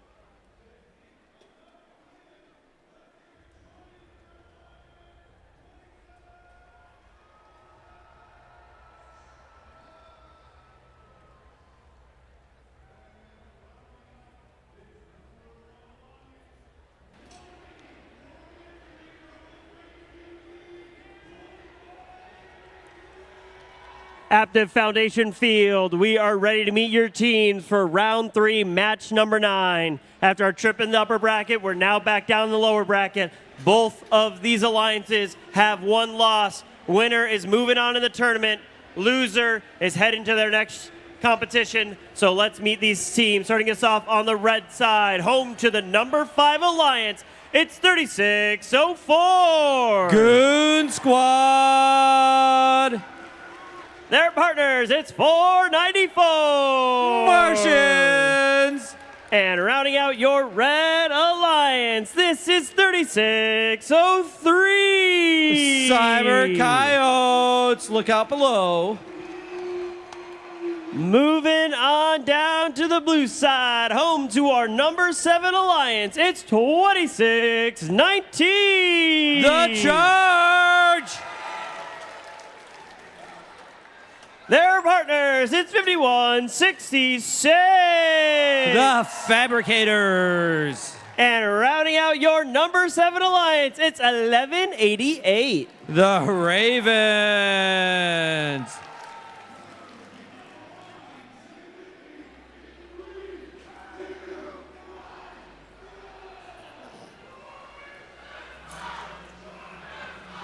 But it is giving the Red Alliance the lead at the end of Autumn. Cyber Coyotes filling up their hopper. Martians shooting high from deep.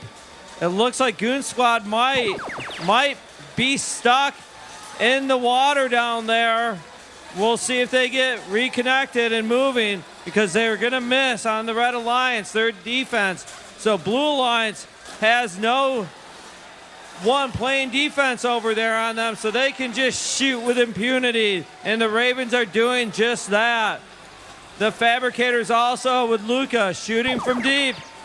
On goes the Red Alliance, and the Charges trying to play some defense on the Cyber Coyotes and the Martians.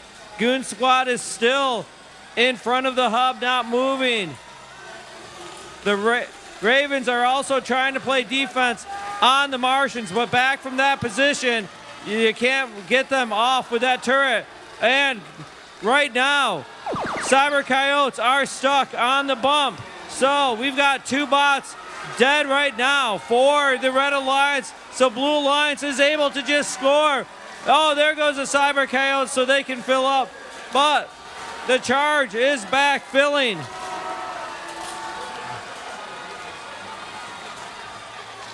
And we've got the Blue Alliance getting as much as they can. Red Alliance is back active. We've got 50 seconds left. They're down by 50 points. The Charge trying to play defense on the Cyber Coyotes. And are they stopping them from shooting? And they so far are. Ravens playing defense on the Martians, where the Fabricators just keep getting their fuel on the road. Here comes the Cyber Coyotes, and now both hubs are active. Cyber Coyotes are stuck up on a bump again by the Charge.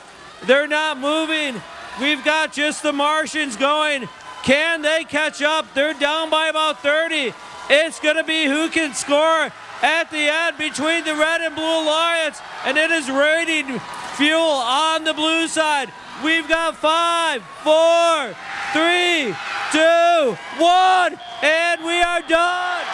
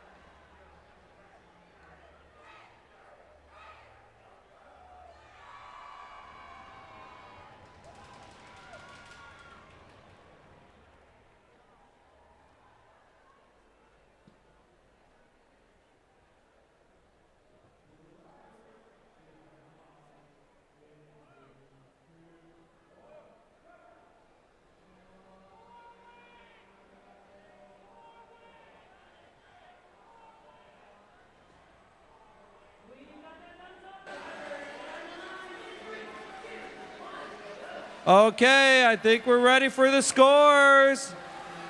And here we are. Here they are to win for the Blue Alliance. 280-227. Blue Alliance advances to match 12. The red is eliminated. Let's give it up for 3603, the Cyber Coyotes. 494, the Martians. And the Alliance captain, 3604, Goon Squad.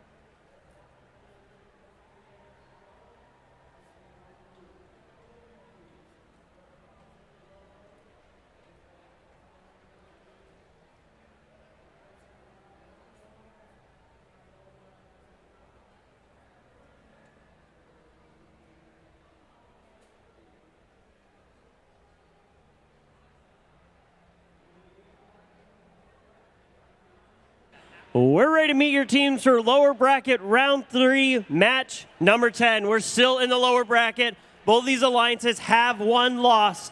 So if they lose, they're moving on to their next competition. Winner is continuing in the playoffs here on the Aptiv Foundation field. So let's meet these teams. Starting us off on the red side, it's 52-16. Evil Empire. The captain, 1701. The RoboCubs. And rounding out your Red Alliance, it's 3641. The Flying Toasters.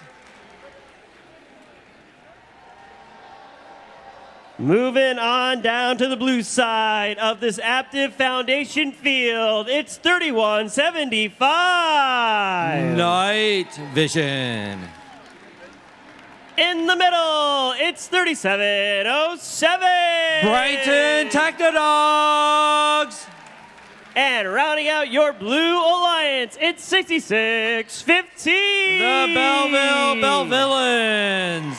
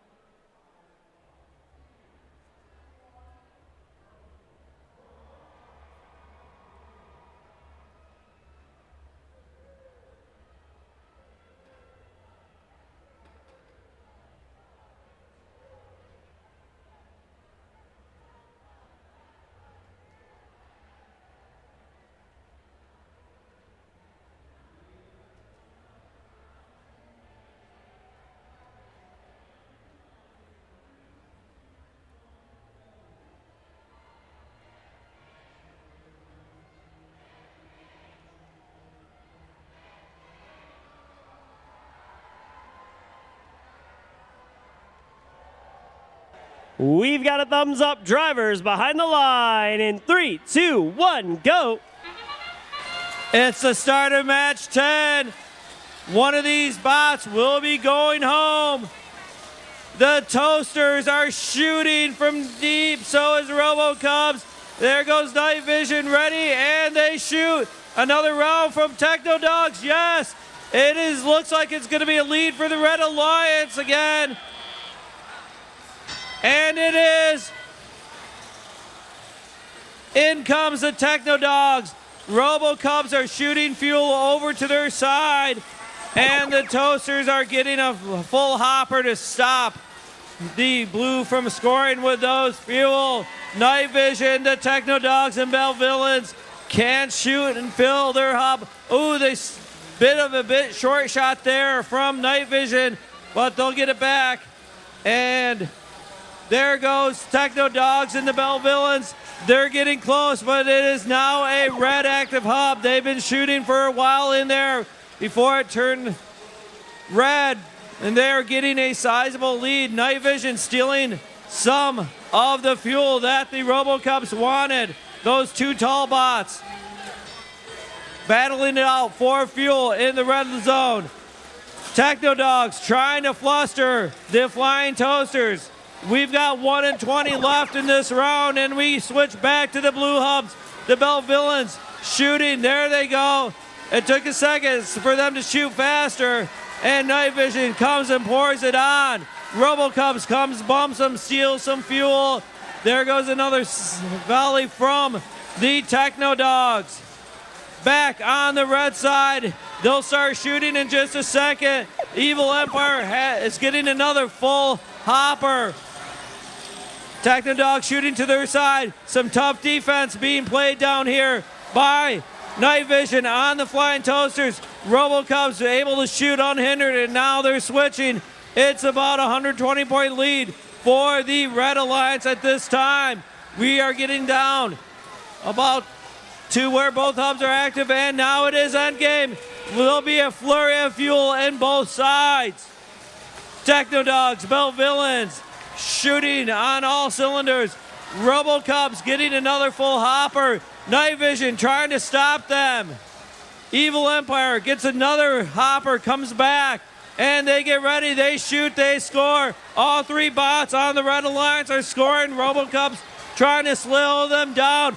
We've got 4, 3, 2, 1, and it is done with match 10.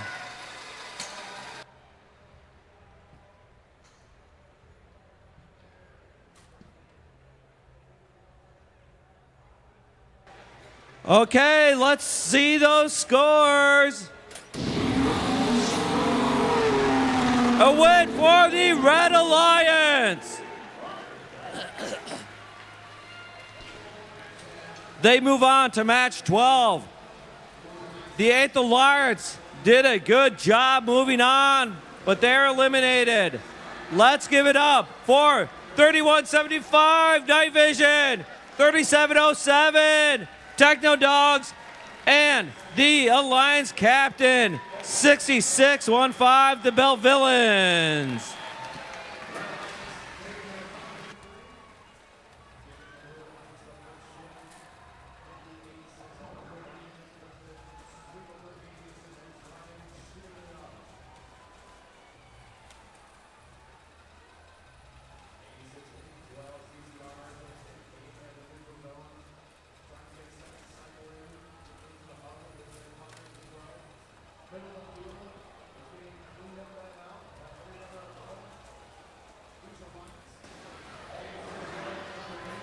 We have a 6-minute break between matches now.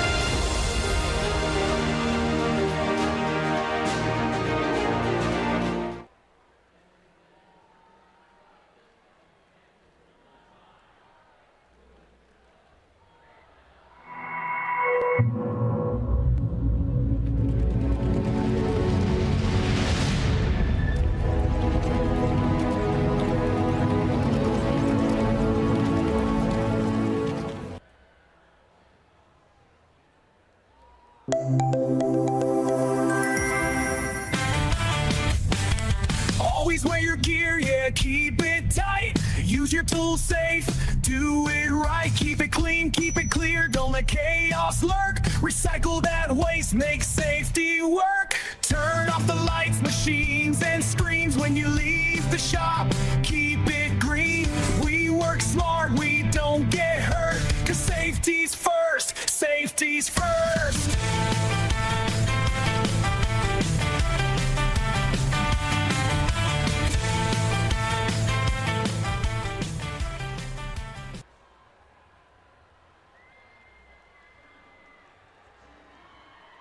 Let's take a trip, dig deep, and uncover the ancient texts of safety and sustainability in the workshop.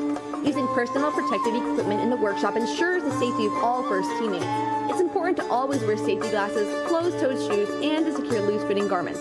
Maintaining and taking care of tools can also go hand in hand with key safety practices. When tools are maintained properly, it reduces the chance of them breaking or becoming hazardous, so always make sure tools are put away correctly. Lastly, reducing and recycling materials like cans and batteries can help support a clean atmosphere for the team to work sustainably.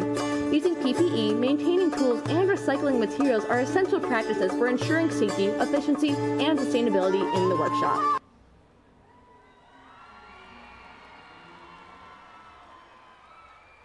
Every discovery begins with one choice: to stay safe. In robotics, like archaeology, we protect our team and our tools. So explorers must protect their workspace. We start with the essentials: the manual, gloves, and safety glasses. Caution, when handling heavy objects like treasure, always make sure you have someone's help. Always keep safe distance from sharp objects like saws. That's why we power down first before replacing blades or making adjustments. Safe restoration starts with safe materials. We inspect carefully, keep what's safe, and recycle what's damaged. Always use fresh batteries and install them properly. Always remember to turn off your robot, machines, and tools before leaving. And when we explore responsibly, we build a future that lasts.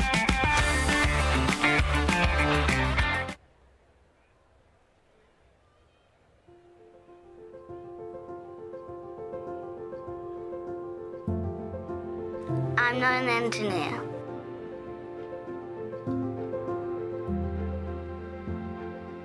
But I could be.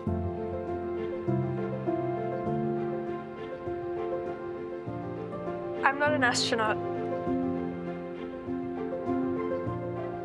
But I could be. I'm not a politician.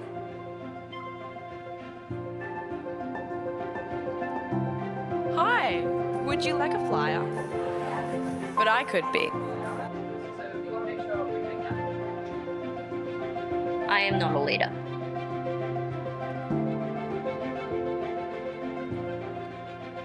But I could be. I'm not changing the world.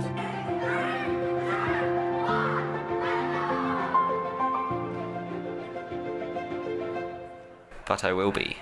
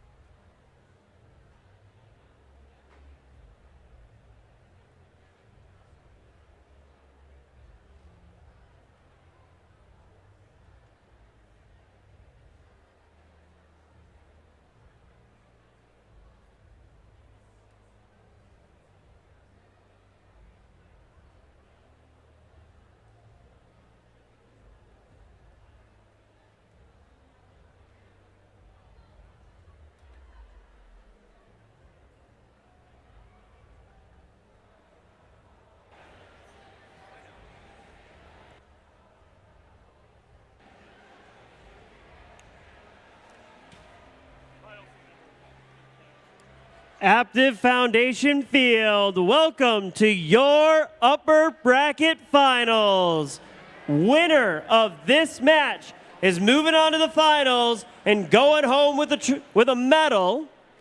Loser is going down to our lower bracket finals, but they'll have another chance to get back in. So let's meet our team, starting us off on the red side, home to our number 1 alliance. This is 7197. It's the Mountie Megabot.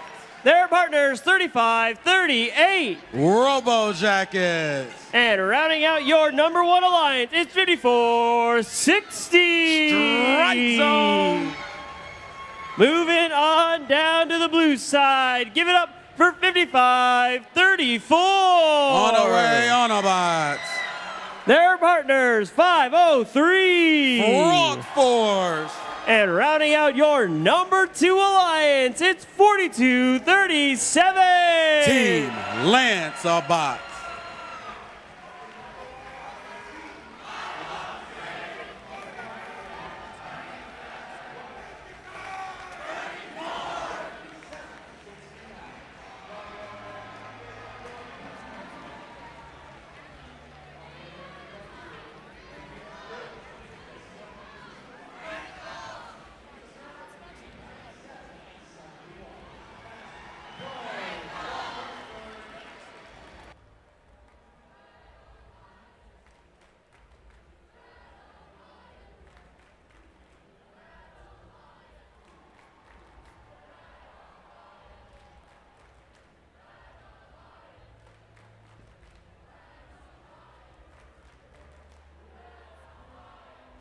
Before we start this match, I do have a quick service announcement. Please no leaning or standing on the pipe and drape in front of the field for safety reasons. So let's make sure that that walkway in front of our stands is cleared, especially during the match. I know everyone wants to watch.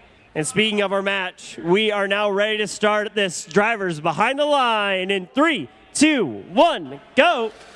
Upper bracket round 4, match 11. Winner is our first finalist. Other team will drop down to the lower bracket and still have a chance. A lot of scoring over this autonomous period.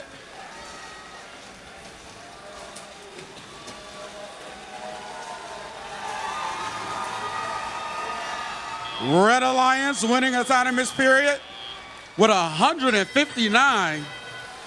Transition shift, 10 seconds. Hubs are active. Let's see if we can get some scoring. Frog Force is here in the neutral zone on top of some balls, but their team, partners, they're still a little stuck. Blue Alliance Hub is now active. No scoring at this point. Let's see if we can free the Frog Force, but Team Lanceabots are scoring for the Blue Alliance. Frog Force is finally free. Strike Zone and Robo Jackets are sweeping into their Alliance zone. We got some shots up from Team Lanceabot. And Frog Force scoring for the Blue Alliance. Red Stern.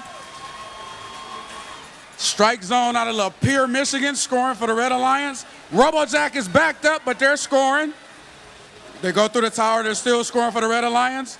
On the way, Autobots. They're playing defense. However, Strike Zone is scoring for the Red Alliance. We got about 1 minute and 25 seconds remaining in this match. Blue Alliance Hub is about to activate. There it is. Frog Force lining up. Let's see if they can get some shots off, and they do. But a defense here by the Mountie Megabots. They're playing great defense down here on the Blue Alliance zone. Team Lanceabot, they got some fuel. But another big hit by Mountie Megabots. McFly is over there flying around, hitting robots, knocking them out of the way, allowing the Red Alliance to continue to have this big lead. But Strike Zone is in the zone, scoring for the Red Alliance. Robo Jackets are following up, going through that tunnel, shooting and scoring for the Red Alliance. We got about 40 seconds remaining. Red Alliance has eclipsed 400 points.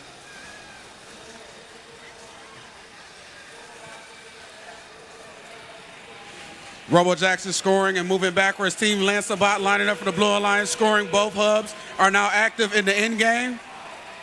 25 seconds remaining in this match.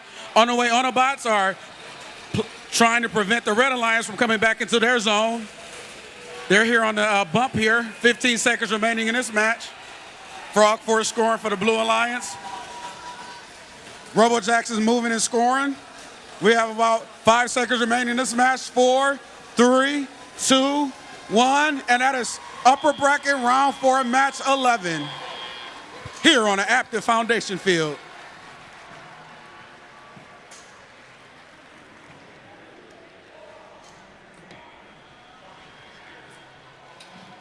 We have scores.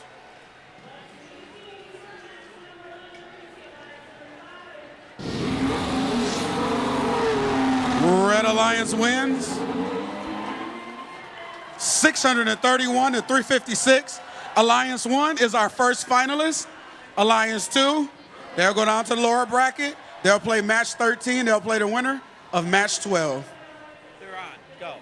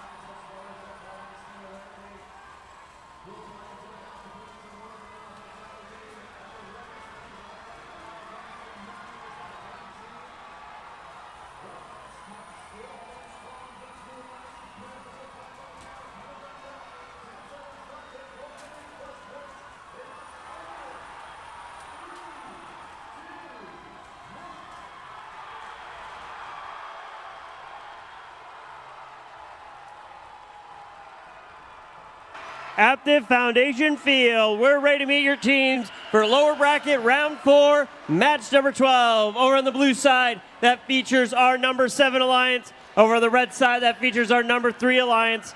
So let's meet these teams. Starting us off, give it up for 52-16. Evil Empire. Their partners, it's 1701. It's the RoboCubs. And rounding out your number 3 alliance, it's 3641. The Flying Toasters. Moving on down to the blue side, this is the Cinderella story here on the Aptiv Foundation Field. It's 1188. The Ravens. In the middle, 51-66.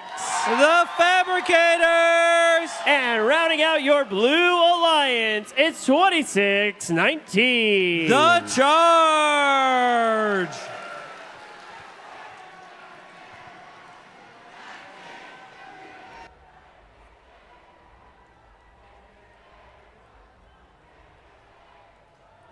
Winner of this match is moving on to the lower bracket finals. Losers go into their next competition.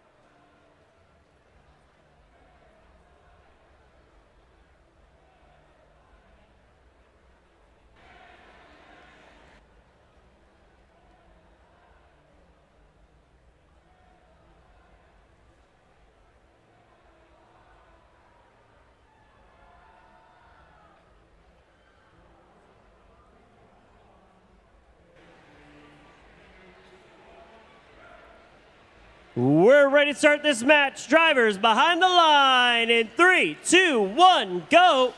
It's match 12. All of these robots can score, and they've all had to play defense in the past.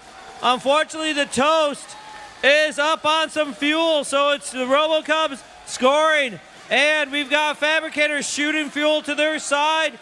It is going to be a lead for the Blue Alliance. No, it is a lead at the end for the Red Alliance. So, Blue will have the first active hub. The Toast is still floating on fuel, and the Ravens are trying to keep them from getting off of that fuel to slow them down. They're playing defense to limit the scoring capability of the Red Alliance, while the Blue Alliance, the Fabricators, and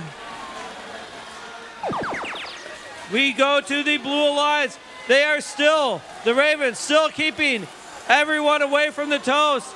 The Charge is playing defense on the RoboCubs. It is being effective. And do we have them all finally? No, they're still stuck on fuel. They are chewing up fuel. On the Red Alliance, the RoboCubs are scoring. They've got a 20-point lead, but the Blue Alliance is ready to go. And the Fabricators are shooting deep. Here comes the RoboCubs. Evil Empire is playing defense on them. So it's the Ravens and the Fabricators scoring. The Toast, the Flying Toasters are ready to score. We've got 55 seconds left in this match, and it is a 70-point lead. But now, all three robots for the Red Alliance are scoring. Fabricators shooting into their hop side, and now we are tied. We are tied.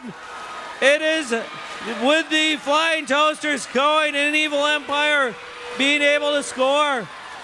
It is a close match, a very close match, but looks like the Red Alliance may be pulling away. It depends on what happens with the Ravers and the Fabricators. RoboCups look like they are. There they go. They're shooting into their hopper. They're pulling away. Here comes a Nelly volley from the Red Alliance. Blue is trying to catch up, but they will not. It is an end of match 12 on the Aptiv Foundation field.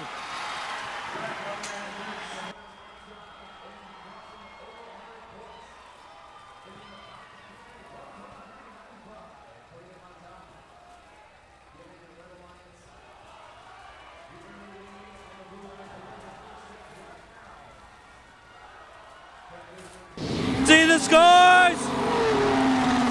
Red Alliance wins! Red Alliance moves on to match 13. The Blue Alliance, Alliance 7 is eliminated, but let's give it up for the Blue Alliance. 1188, the Ravens. 5166, the Fabricators. And the team captain, 2619, the Charge.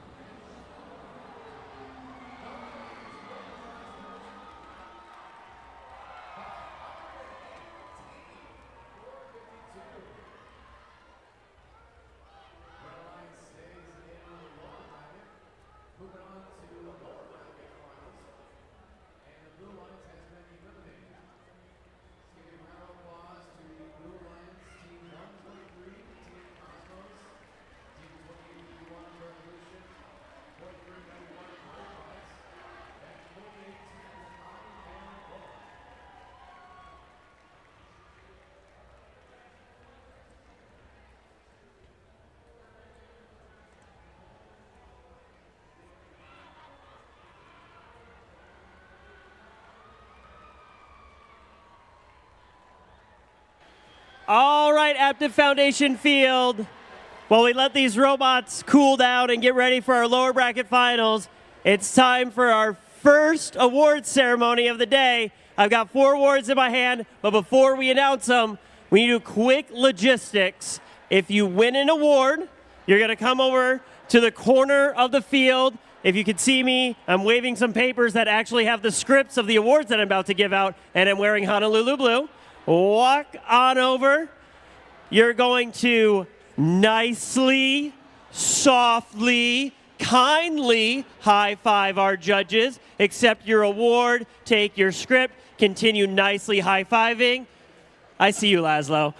And then you're going to come over to the scoring, to the red side driver's station, get a picture, and then you're going to walk to the middle where we have a nice open section for you to go back to the stands.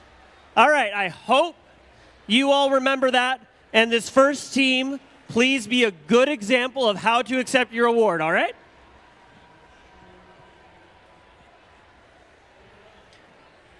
The Imagery Award is in honor of Jack Kamen for his dedication to art, illustration, and his devotion to FIRST. This award celebrates attractiveness in engineering and outstanding visual aesthetic integration of machine and team appearance. Keep your eyes on the horizon for a cloud of dust because this team is moving fast. This team has been working around the clock to bring future to the present, honoring groundbreaking innovation with their Time Travel Awards.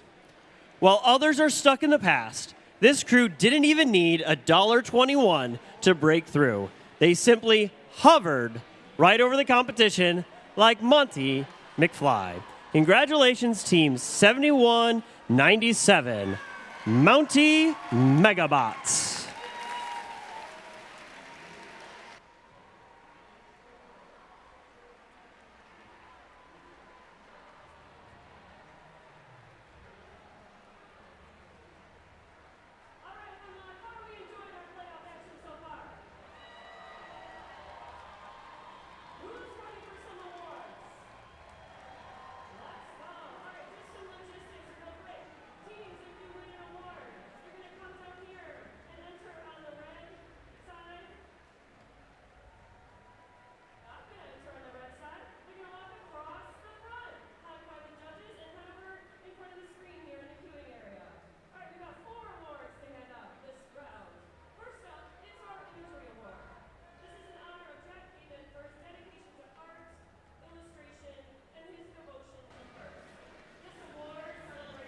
The Gracious Professionals Award celebrates outstanding demonstration of FIRST core values, such as continuous gracious professionalism, sportsmanship, and working together both on and off the field of play.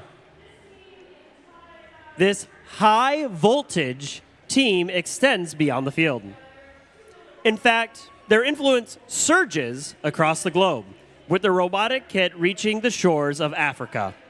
They lead the charge with innovations for the next generation. Congratulations, 2619. The charge!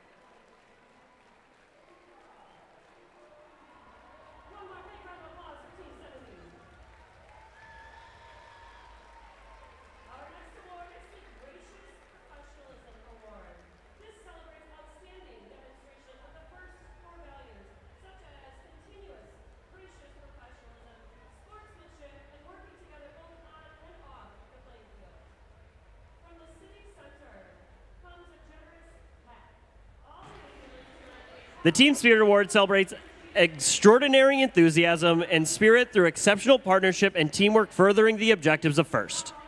These tycoon of spirit involve students early in the process in order to oil the gears of their empire. They do not hoard their wealth of spirit, They just happily share their rich spirit with others. Congratulations, 8873, Mount Pleasant, Rockefeller.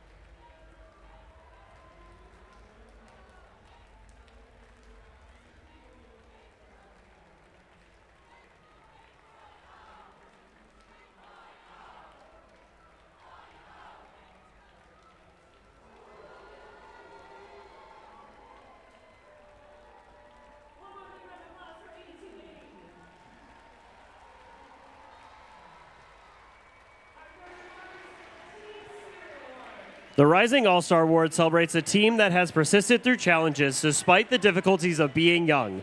This could be the result of being a new team or a team with recent turnover in membership. This team began their season with a kitbot and a dream. They are a fellowship of 6th to 11th graders who learn to swerve through the jungle. In their quest for first core values, these Panthers have become role models for the young FRC Cubs. Congratulations, team 11386, Climat Scott's Pantherbots.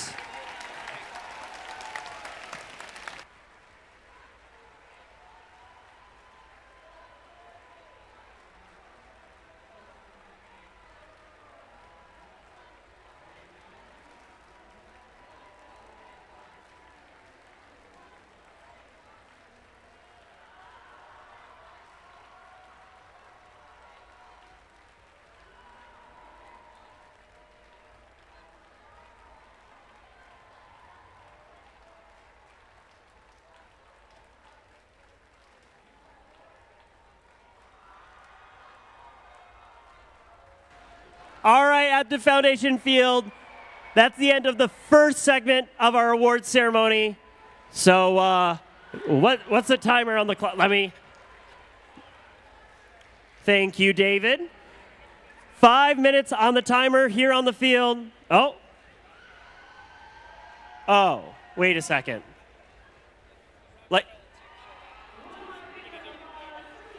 All right, we're going to reread the Team Spirit Award. We're going to reread it. All right?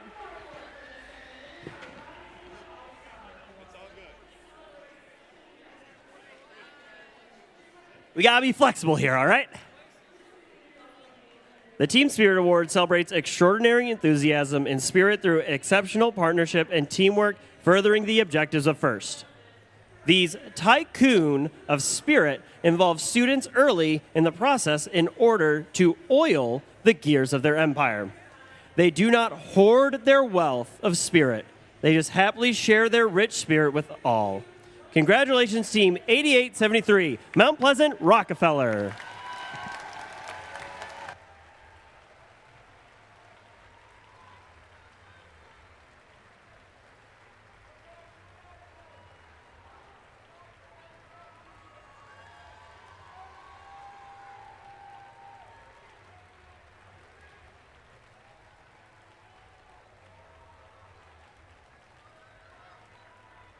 All right, thank you, judges. Like we said, we got to be flexible here. We're having fun here on the Aptiv Foundation Field. We got 3.5 minutes left on our field timeout. Teams, 3.5 minutes left. And when we come back, we'll be here with your lower bracket finals. See who's taking on that #1 seed here on the Aptiv Foundation Field.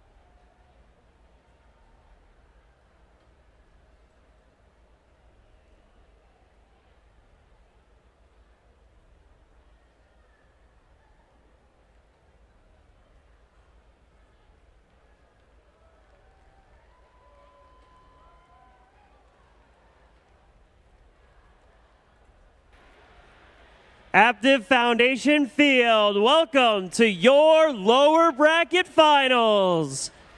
The winner of this match is moving on to the finals and going home with the medal. Loser, we'll see you at your next competition. Over on the red side, that is our number 2 alliance. And over on blue, that is your number 3 alliance. So let's meet these two teams. Starting us off on the red side, it's 55-34. It's the Autobots. Their partners, 503. Frog Force. And rounding out your red alliance, it's 42-37. Team Lancebot. Moving on down to the blue side. Give it up for 52-16. Evil Empire. In the middle, 1701. Robo Cubs. And rounding out your blue alliance, it's 36-41. The Flying Toasters.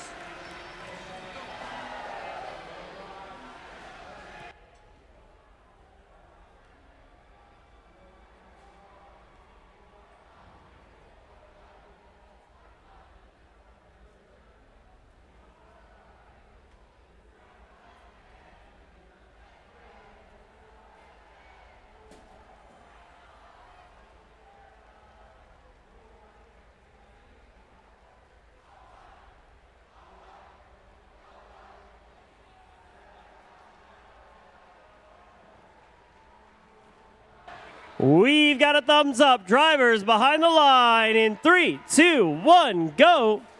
It's 2 versus 3 in match 13.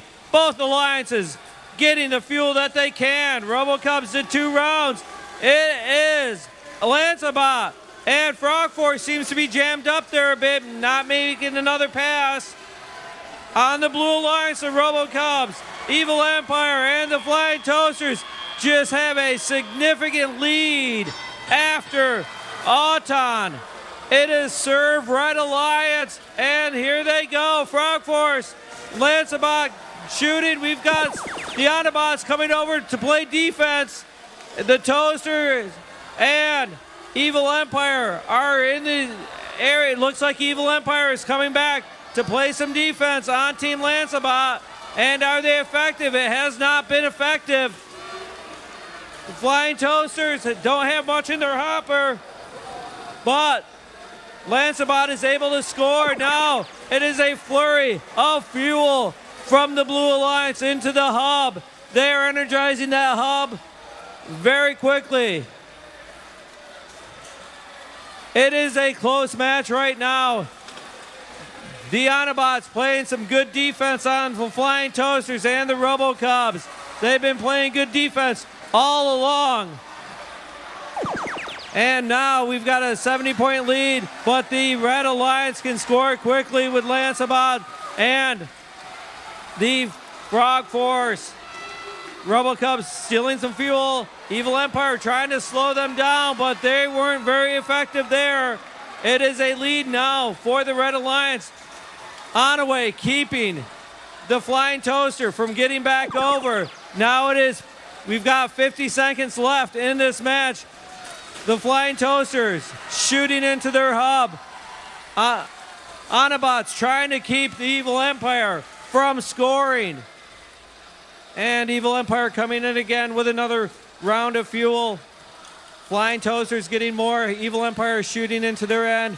The Autobots keeping the RoboCubs away. It is endgame. It is anyone's game.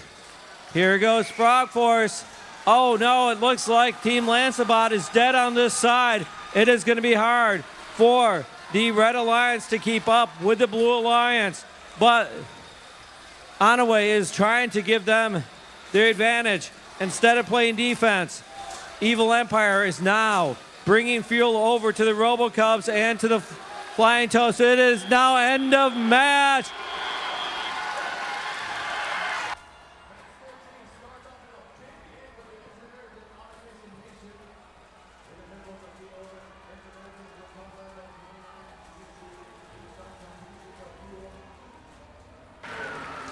Okay, let's see the scores. It's a win for the Blue Alliance. The Blue Alliance wins and moves on. Blue Alliance advances to final number 1. The second alliance is eliminated. Let's hear it for 42-37, Team Lancebot. 55-34, the Onaway Autobots, and the Alliance Captain, 503 Frog Force.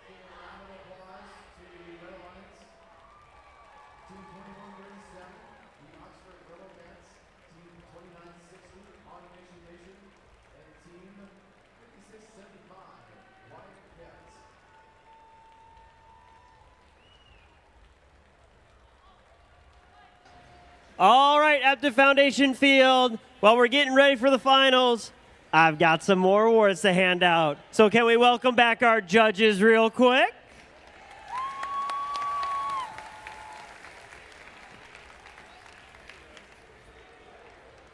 The Autonomous Award, sponsored by Google.org, celebrates the team that has demonstrated consistent, reliable, high-performance robot operation during autonomous actions during match play. Evaluation is based on the robot's ability to sense its surroundings, position itself or onboard mechanisms appropriately, and execute tasks. This team gave their robot a mind of its own, proving their robo-code is truly exceptional. With robust autonomous routines and fully automated collection and shooting, they seamlessly shifted between default, pause, sprint, and turbo modes. Their ability to shoot on the move with advanced algorithms is as sharp as a well-tailored jacket. Congratulations, Team 3538. Robo Jackets.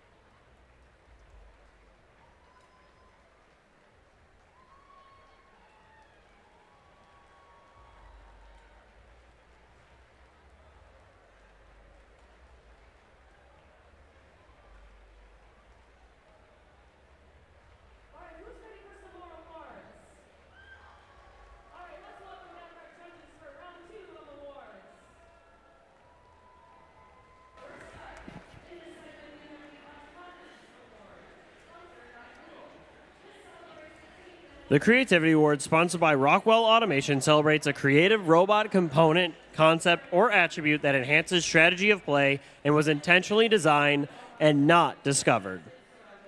The judges were struck by not just one, but two creative features on this bot.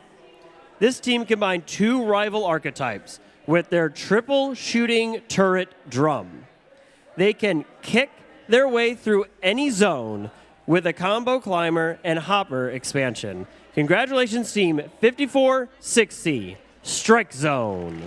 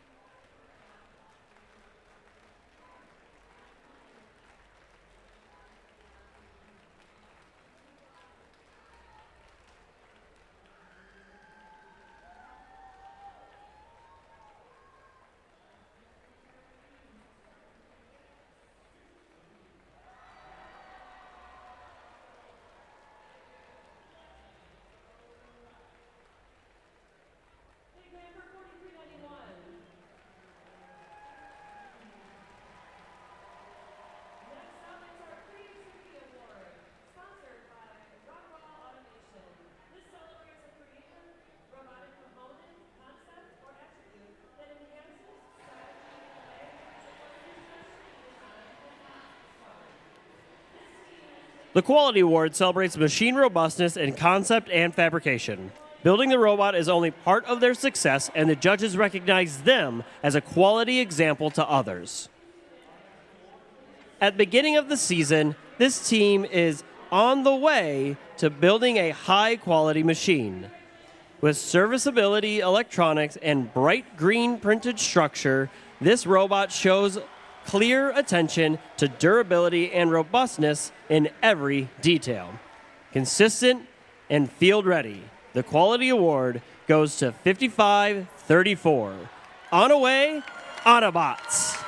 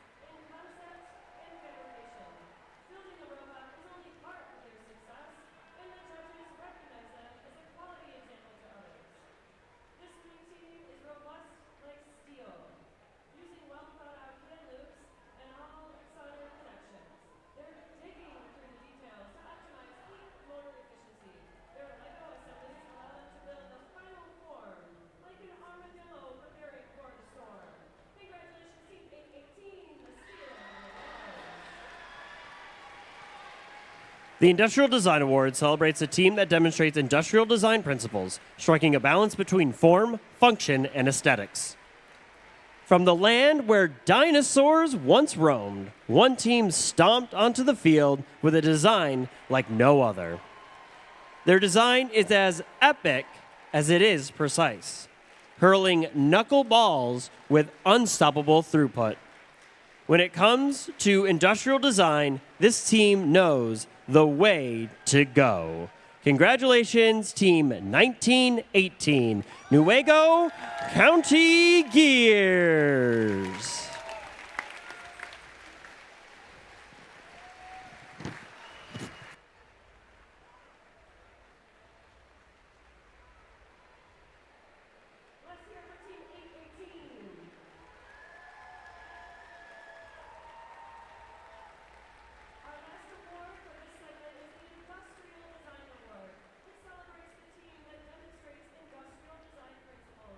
Striking a balance between form, function,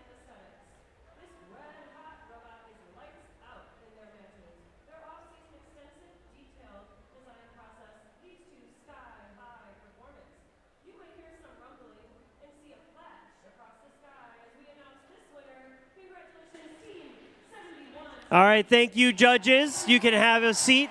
We're getting the field ready for our finals matches. We still have a field timeout going on.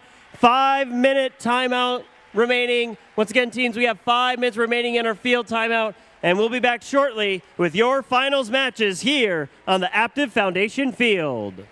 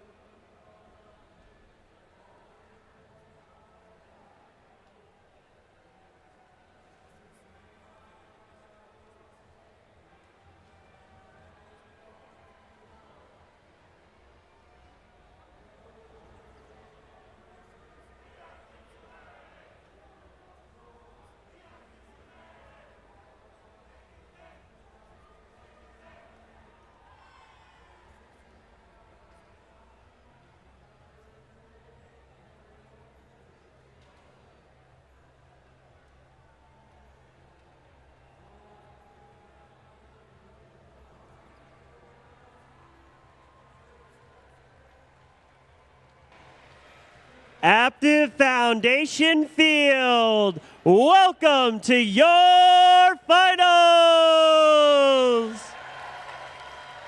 80 qualification matches, alliance selection, and 13 playoff rounds. And now we're down to your top 2 alliances. Over on the red side, currently undefeated, that's your number 1 alliance. And over on the blue side, that's your number 3 alliance. Let's meet these teams. Starting us off on the red side, give it up for the captain, Team 5460. Strike zone.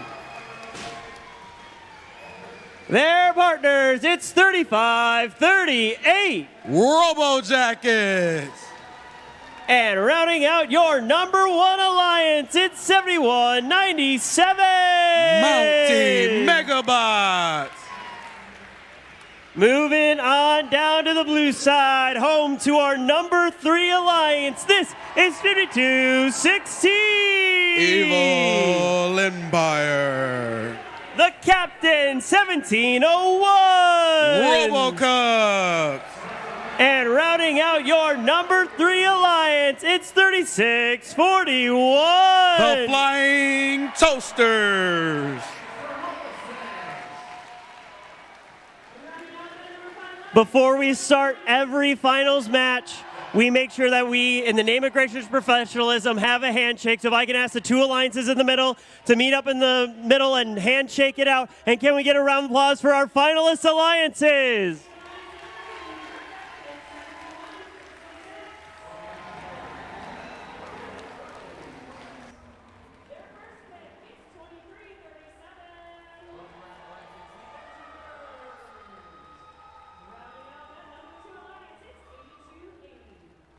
And now you all can come back onto the field and turn on your robots.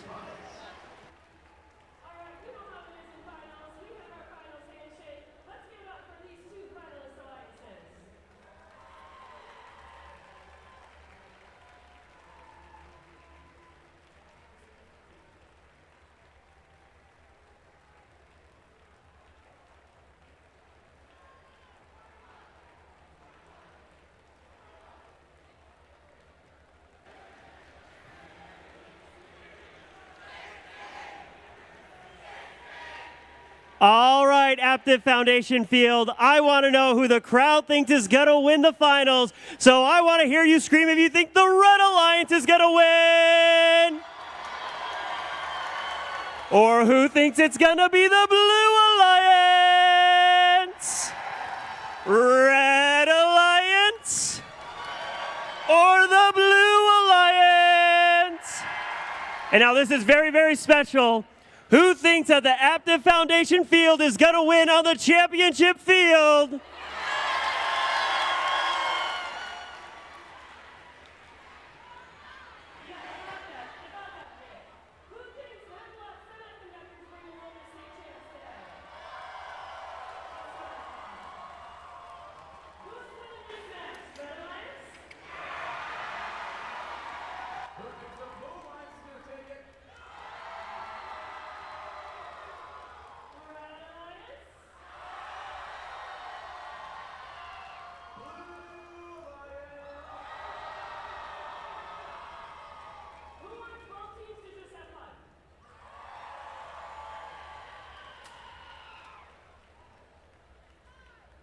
If I remember the tournament bracket over on the DTE Foundation Championship field, I do think that the winner of the Aptiv Foundation field is going to take on the winner of the Hemlock Semiconductor field. So who thinks that we're going to win the first match of the championship field?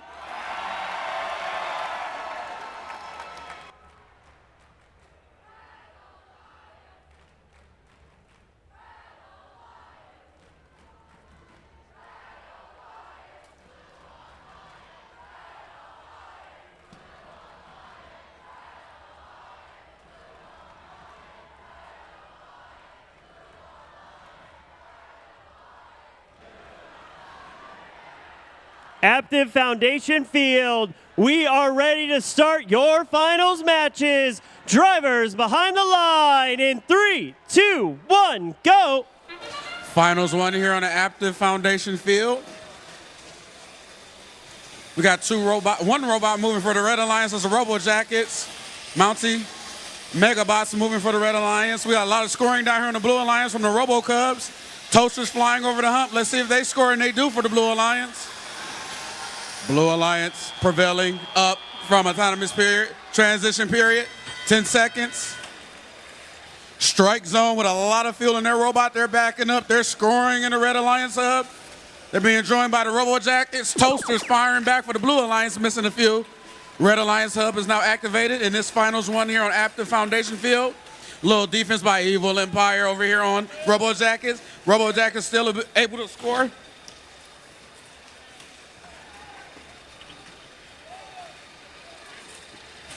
Strike zone lining up, scoring for the Red Alliance here, followed by the Robo Jackets over the top. Backed in the corner, Blue Alliance. 25 seconds, they were ready to go. Robo Cubs scoring for the Blue Alliance. Down here's a lot of action. Got a little defense by Evil Empire on strike zone as they sweep into their Red Alliance zone. Mountie Megabots playing a little defense on the Robo Cubs as Toasters come back into the zone, met by the Mountie Megabots. It's a big build up here by the Red Trench and the bump. Red Alliance back on offense. Blue Alliance up. Red Alliance ready. Defense here by strike zone. Robo Jackets missing on their shots. Evil Empire defending them. Robo Cubs have a intake that's broken at the point right now. 1 minute remaining in this match. Red Alliance is up. Now we go back. Blue on offense. Strike zone coming down. They're trying to steal, but they can't get under the trench. They're too tall. Mountie Megabots is controlling the Blue Alliance zone with outstanding lateral defense. However, the Toasters are free. They're shooting. They score some. Robo Cubs step on a bump, but they're knocked back off by Toasters. They get back in the zone.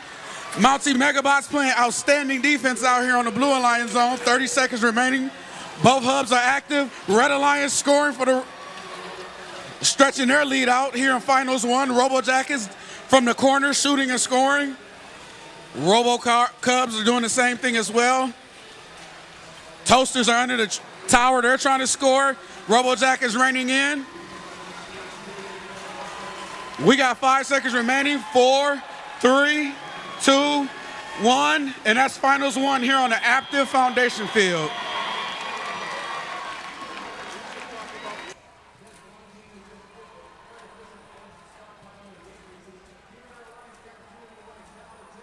Finals one score.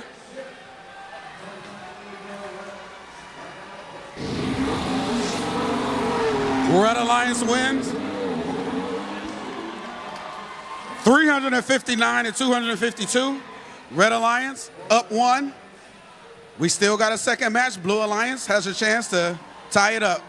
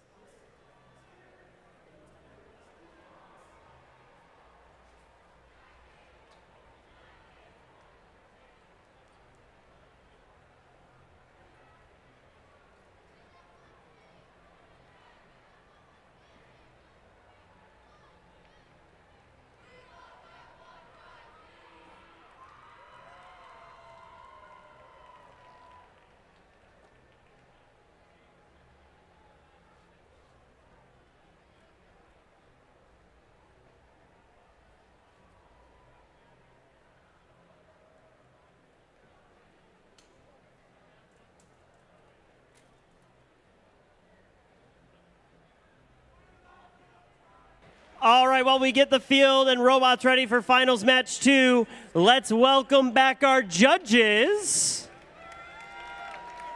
And we're ready for the third installment of our award ceremony on the Aptiv Foundation field. The Innovation in Control Award, sponsored by Anthem, celebrates the innovative control system or application of control components, electrical, mechanical, or software to provide unique machine functions.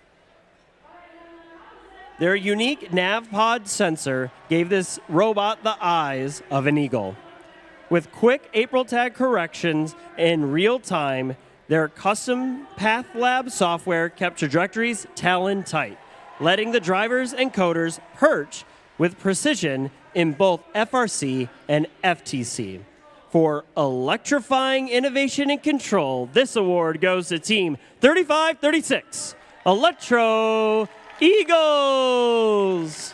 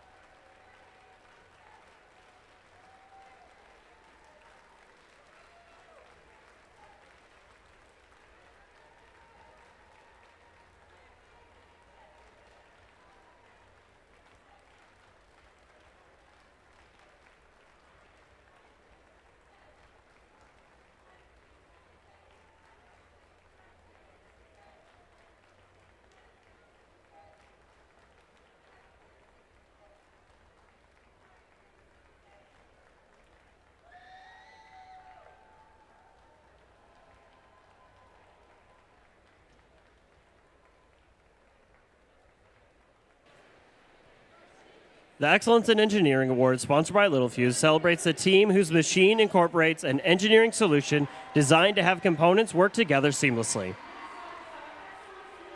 When it comes to engineering, this team had a strong vision, but was always hungry for more.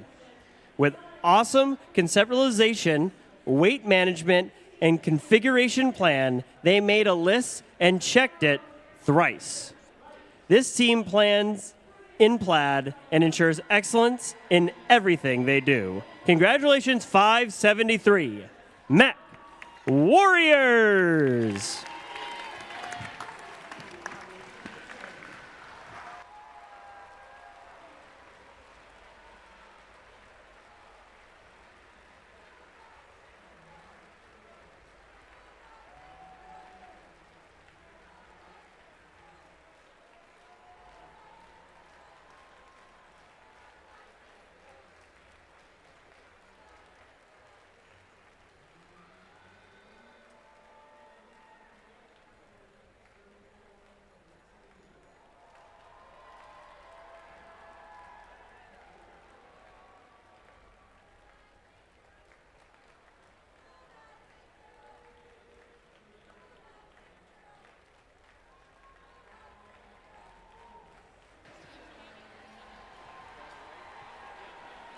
The Team Sustainability Award, sponsored by Dow, celebrates a team which has developed sustainable practices that focus on a triple bottom line. That is people, prosperity, and planet, to have a positive impact and achieve long-term continuity. With a flag-waving robot leading the way, these K9s teach tech to cubs across all levels of FIRST.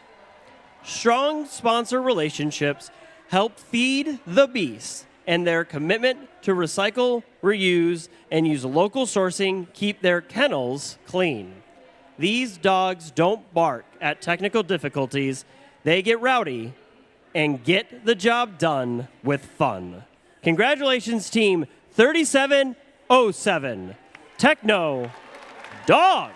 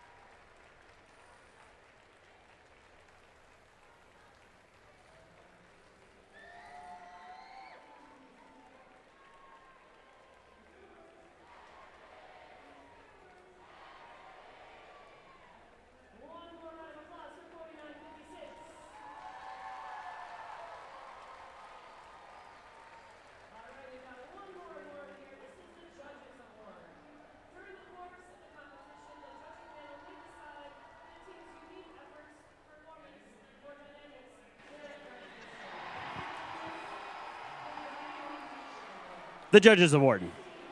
During the course of competition, the judging panel may decide that a team's unique efforts, performance, or dynamics merit recognition. The judges have named this award the Flash Opportunity Award. Geeking out. This team powers more than circuits. They have supercharged opportunity through their internship program and electrified other FRC teams with their low-cost, open-source motion control designs. These intellectual sparklers ignite relationships that transcend first. Congratulations, 9312, Nerd Spark.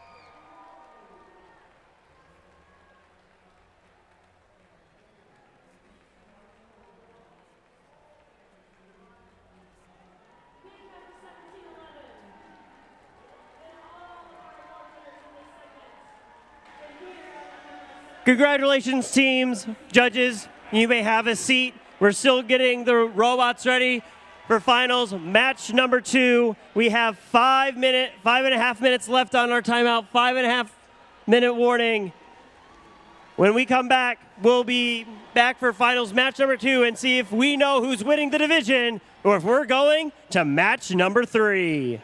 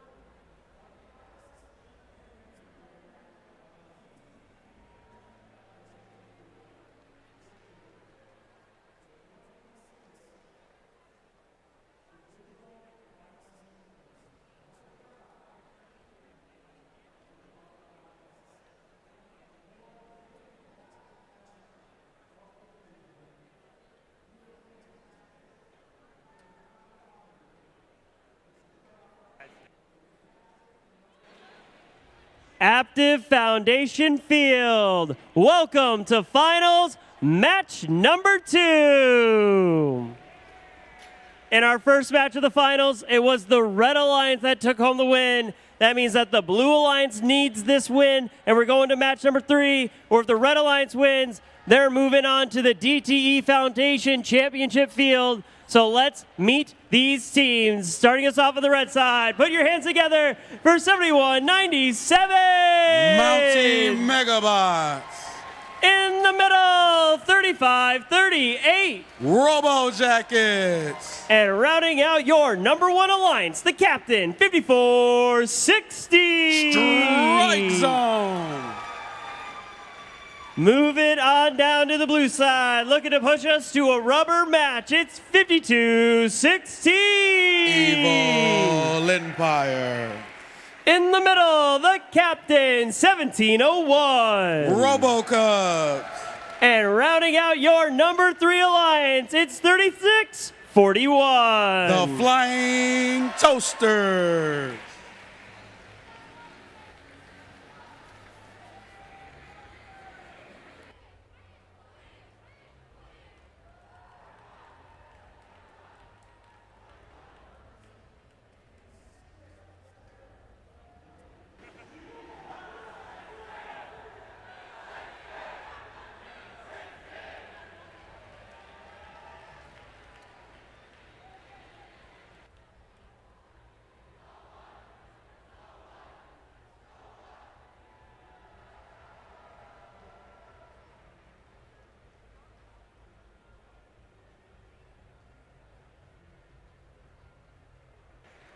Aptiv Foundation Field, we're ready to start finals match number 2. Drivers behind the line in 3, 2, 1, go. Finals 2 here on Aptiv Foundation Field. Red wins, champions. Blue wins, tiebreaker. Scoring on the Blue Alliance, a barrage of fuel in that hub for the Blue Alliance, and they're going to dominate this autonomous period. Scoring over 100 fuel. Strike zone firing back. Transition period. 10 seconds for both hubs are activated. Robo Jackets over the bump, lining up, scoring for the Red Alliance. We have Evil Empire playing defense back here on strike zone. RoboCups sweeping into their zone. Robo Jackets back against the human player driver wall, scoring for the Red Alliance. Here comes strike zone over the bump, lining up. Shooting, scoring for the Red Alliance. Robo Jacket scoring for the Red Alliance. Evil Empire playing a little defense down here on the red side. As we transition over here to the blue hub, we have the RoboCups up and firing for the Blue Alliance. Toasters across the middle. They're coming back over the bump. They're lining up, but they're being met by the Mountie Megabots. Little defense. RoboCups scoring for the Blue Alliance. There go the Toasters firing off, scoring for the Blue Alliance. RoboCups, they're up, they're firing for the Blue Alliance and scoring. Red Alliance sweeping a lot of balls in their alliance zone, preparing for there. We're back here on the Red Alliance hub. Strike zone scoring. RoboCups pushing the Robo Jackets into the zone, but however, Robo Jackets scoring anyway. It's just about a minute left in this match. Defense down here on this red side with Evil Empire and RoboCups. Strike zone into the zone. They're lining up. They're scoring. Now we're back here on the blue side. Strike zones sweeping back into their zone. Toasters trying to go underneath the trench, but they go over the bump. They're met by the Mountie Megabots, driving Mountie McFly. Blue Alliance is being denied entrance into their zone. They finally get in. RoboCup scoring. Strike. Toaster scoring for the Blue Alliance. Strike zone ready to go on the Red Alliance. Red hub is operable now. Defense by Evil Empire against strike zone as Robo Jackets are traversing the driver wall, scoring for the Red Alliance.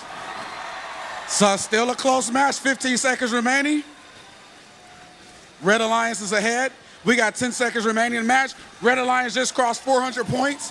Blue Alliance not to be denied with 5, 4, 3, 2, 1, and that's finals 2 here at the Aptiv Foundation Field.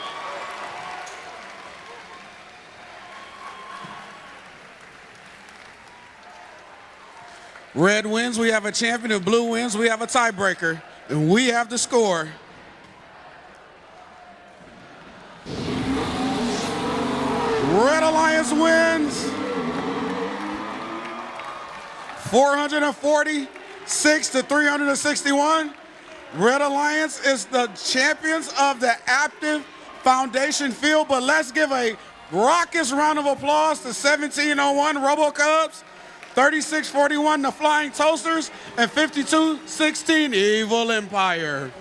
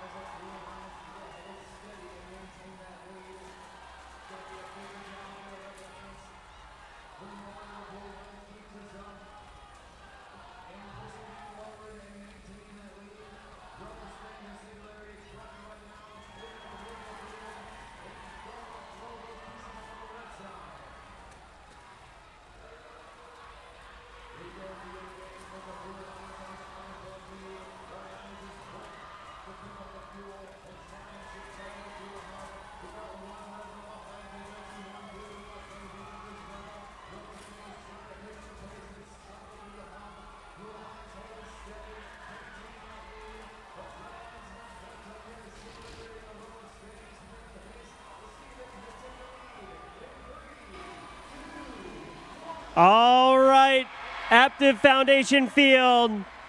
We're here for our last installment. Huh? Oh, they're not waving at me.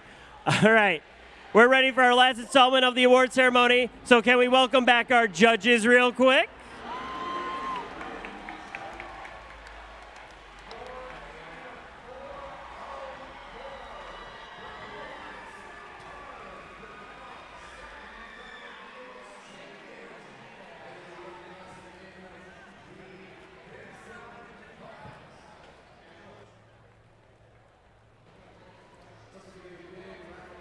The finalists of the Aptiv Foundation Field. Please give a round of applause to our Alliance Captain, Team 1701, RoboCubs.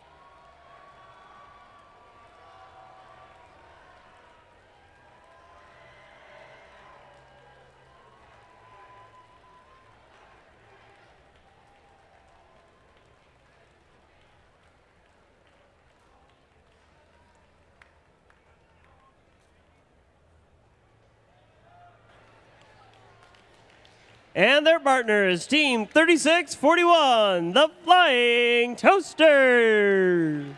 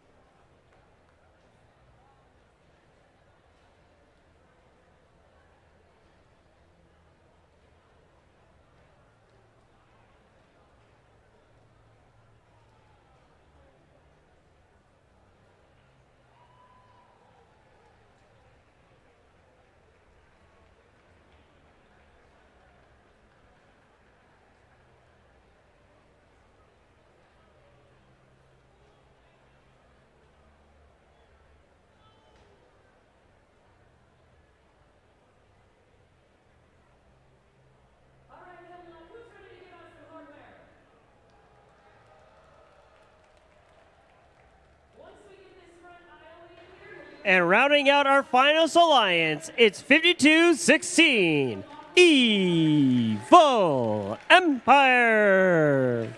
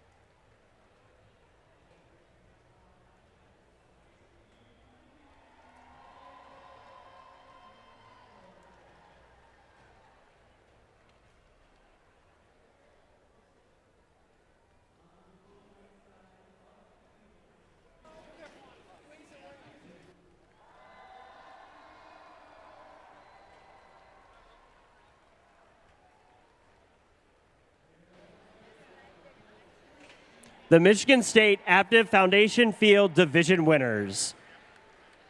Give it up for the team captain, Team 5460, Strike Zone.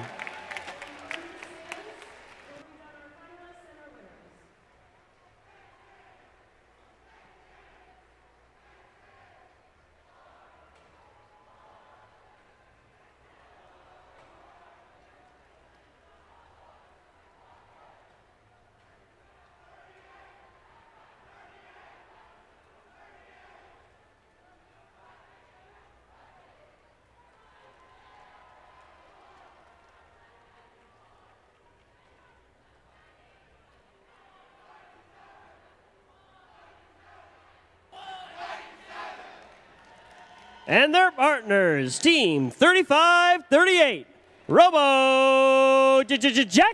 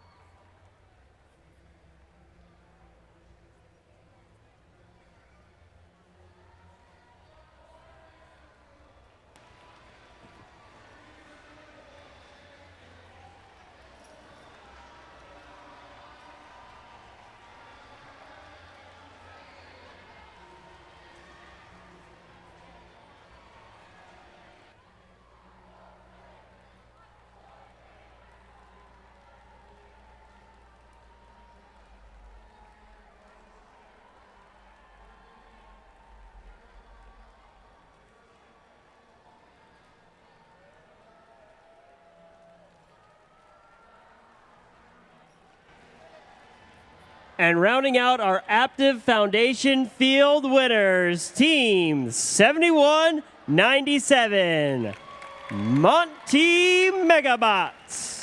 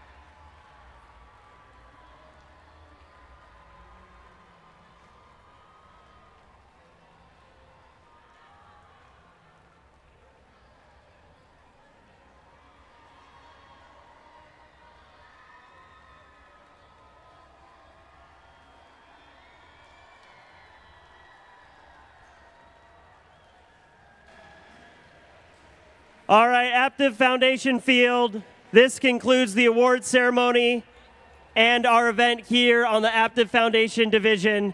Thank you so much for being such great competitors. Thank you for your gracious professionalism, and good luck to our winning alliance over on the DTE Championship Field. Safe travels and good night.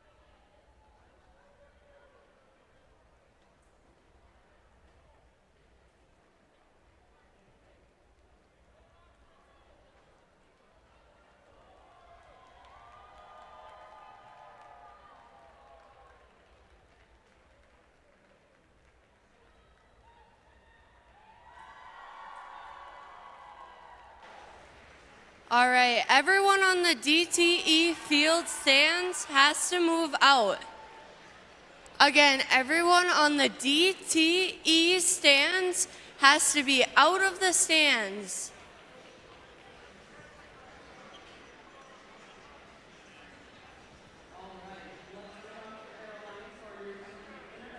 Everyone in the DTE stands has to be out.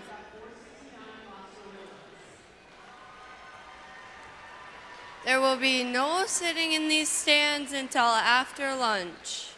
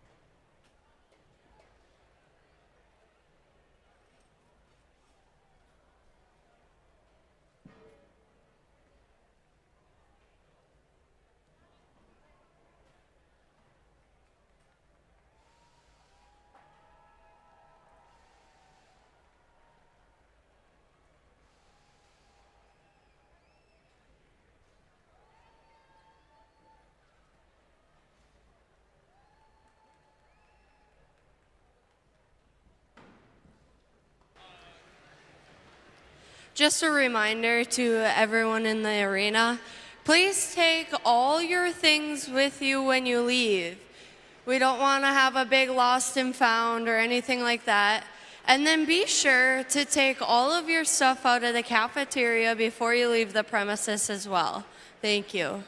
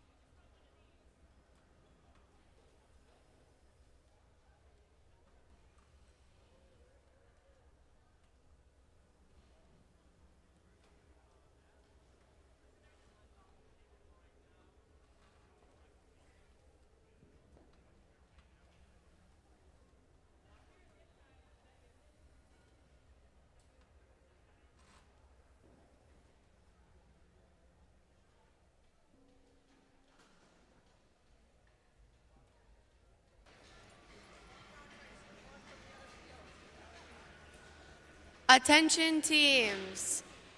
I will need everyone to clear out of the DTE, these middle ones between DTE and consumers and the consumers stands.